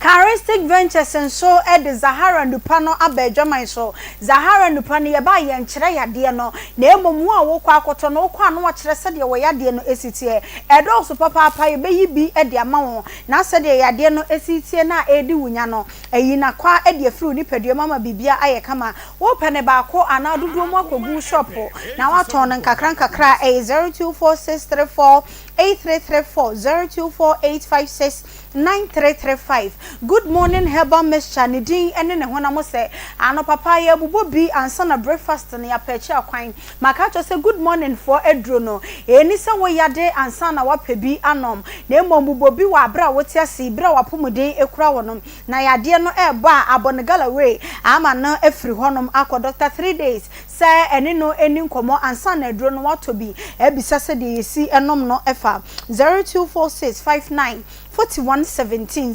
0246594117 Mama Mabra yeda sepa nyame enka ho megidi se nyame yadoma ejuada ye behia baby a wokọ nyame mfa wonko ebnada krawo de mami anka meje ebnada bebe edeta ejuada bebe ejuma yo ye call reverence ya apply life for ene ono ena edi yen ebewie sanse college ne free nyina obi asemu suro nyame de nyame de ma mu fa ne sa de nyame de ma mu fa ne sa reverend de nyame de ma ye fa ne sa ye ene de wiase kwei me da wasepa mse nyame asem de ye ntontwene na the me de announcement ifa mu ansa ya na ref am say na nsen bi me announcement wa ha say me po bi ene ne aye adwuma okay but me po bi a owo ne Ghana card enya say o Ghana card no me gi aye bibia o say me ye sure say Ghana card no wo bi because nkofo ba ho na me request Ghana card na omo kwa omo mabie minim say ye no omo nya bi o senso omo nya Ghana fo no ma be fra o man mu enti o Ghana card na de ehun hia papa me po omo mu Kumase he ya because adwuma no e wo Kumase he ya from airport roundabout ko si eye Bokrom State Junction nye just omo mo ti Kumase ha nkasa na ana na me ba ya sem Bible say asem na wieye de yate ene de ye hunu nyina na se soro wonyankopon ne di wonyankopon na hyede so soro wonyankopon ne di na hyede ne di na hyede so so ati asentina nipa e kase nyina se ene nipa ba wiase ne nsuro nyame o so obi esuro nyame no obi edi nyame a hyede so e me de e watiefo nso comments a omo de baaye no na nsan bi na menam ana airport runabout o mihia wo baabi oba mihia no chese o she trouser mihia wo baabi oba no she trouser na trouser o she mu no ma trouser o she mu no reverend patrol trouser ne 1 minute Roma 1 minute aji kojo so me mu gina ho kakransa me to ase me sire mu asa waya bi na ekiki me emu ya me ya esiatica any bone fracture no ye duro power special wa samoka ebe ka to Akoma so no hu say ampa be media me kwa emo be free wo no maba na ye me ne betimi atena ne abobra na bra na be den be pra ne den mana na se betwitwi ne dwa ya na o se bra ne be ye den eno de pepe na sem na na ogusu ade ha me anti me de nyame se ye enti de na to Akoma so asada na nwumre ne de okoton kenkewie ya ka so obeko bibi an shada ntom Akoma so me na afi de wa ye se woni be matna ya chintu obeko na wakona aba kono pia mpo an shada masa mpo na de ye wa se ba aba okay enti okọ ho ba ko no na wanko ni nchen biom edie nti edie na si wo edem ho ne nanim nti a makọ be ma wo na one me ada na afedie me se me nko edie na si ye me pa cho bibi ensi na me ankasa no na me ni su ne ban no na enya de se enya de babua me ni ho na menti asem ai ti o starting na ankasa no no ye na sika ni mi hu se no wonim sa se me be ye ni sika sem o se senyo ntwe ansa me pe clarity be na apemi e na wapel o koye no woni na da baako woni ne da sa da ni wieye no o se won koni fie biem it means that sa enwuma no sa no pa no se ahomachi na modaye no enkomodie bi ko so ana se na no dai na anya ode anko yie ana oye bibia e put you off to beka say debi mi nko biem ba se mi suba anya ofode a anka in the first place nka onko ne hokra ennan mu no den na siye adechi ye ne den na siye a afedi o se debi bra me nko ne nchen bio ye ndi nkomo me pa cho bibi ensi ba sikasem na no wade tata me na man hu ye mabufu kra o me life time na odi sikasem ne tata o saa time ni mu na wonya saa time be ni mu na time my fansa me ko no wana de kyen ni mu na me ade a kyen me so me koye madwuma me ye bibia o me wi na me de abafi na me de blog e begusu na okay saa time ni mu na no ne ye na scan ni hu enti no adana ne koda me fansa na me asem ka na ye wukwada enti woni na koda wukwada enwumre ade a kyen ya wada na wo aba ofie o Ashtown ono no so te hin ote ebu akwa nti wo fa aka fi Ashtown na okọ ebu akwa nti no okọ wieye no na oba ye no e na ase da bi me nkọ ebu akwa biom da na ye fe ne sei ndindi boya oboya nti wieye na so nkọ oboya ho biom nti wan ko ho biom no na de chi ya wada na wan ko ho biom no so ase so this get tata wa na o ya mami sei okọ be wieye na de chi ya no be ma ne biscuit tata ai na wo mo me bosia na wunye se nam se nti me na me duna sam nam se na adai na bi se bi wutinya na ne sa ho se nipa no obe ofe no discuss na me ma no chese sa ta nkra na me kotua me ma no mo tem ska me de besani ama omo school ra kra no wo frefre me okwa ebu akwa no ba normal keska mami keska o ma say 50 cedis. Inti ni sika we dia ni 50 cedis no. Wonya nimpa. No ye den. Wonya nimpa. No ye den. Oye den. Wonya nipa oye den. Na so ba no so no ho efe pa. Me man nyina ho ofe. Sa inti onyo boyi ma na ma precious baby we. Ye fie me nkwa ni nimpa bia metimi aka se me ho nye. O ho efe papa. O ho efe pa. Amapa me hu so me kan. Priscilla ni me. Nti onyo boyi ma bia na ma de fefe bia. Nyame na dia nyame na ho fe na. O boya obo. Enyo boyi ma obo. Fie fo ho ofe papa. Nti wa o ma ho efe. Okay, yes san ko yensem no so bio nchese me honom de atwetwema so. Twetwema so no. Time na wo call ye na first start so discussem hawo no. Anasa wan kasa kra wo ko no. Wo ma fo. E na wa odwe ho ase da bi wo ma fo na wo bre.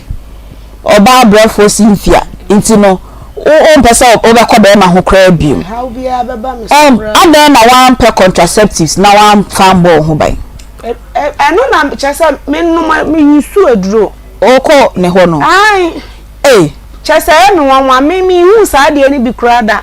me metimi ni be ma bia e betina for 1 year kra na meta ampa ho me yusu hwe me yusu aduro ono anu wonim de ebesi onim de ebetin ade achi obi sa meduro no wonom na mes why na bi sa so aduro be ma no aha oko ne ho no me yo ba o ko be ma wona wo so mpesa wo benyima so wo bo ho fi ansa na wa ko na wo ka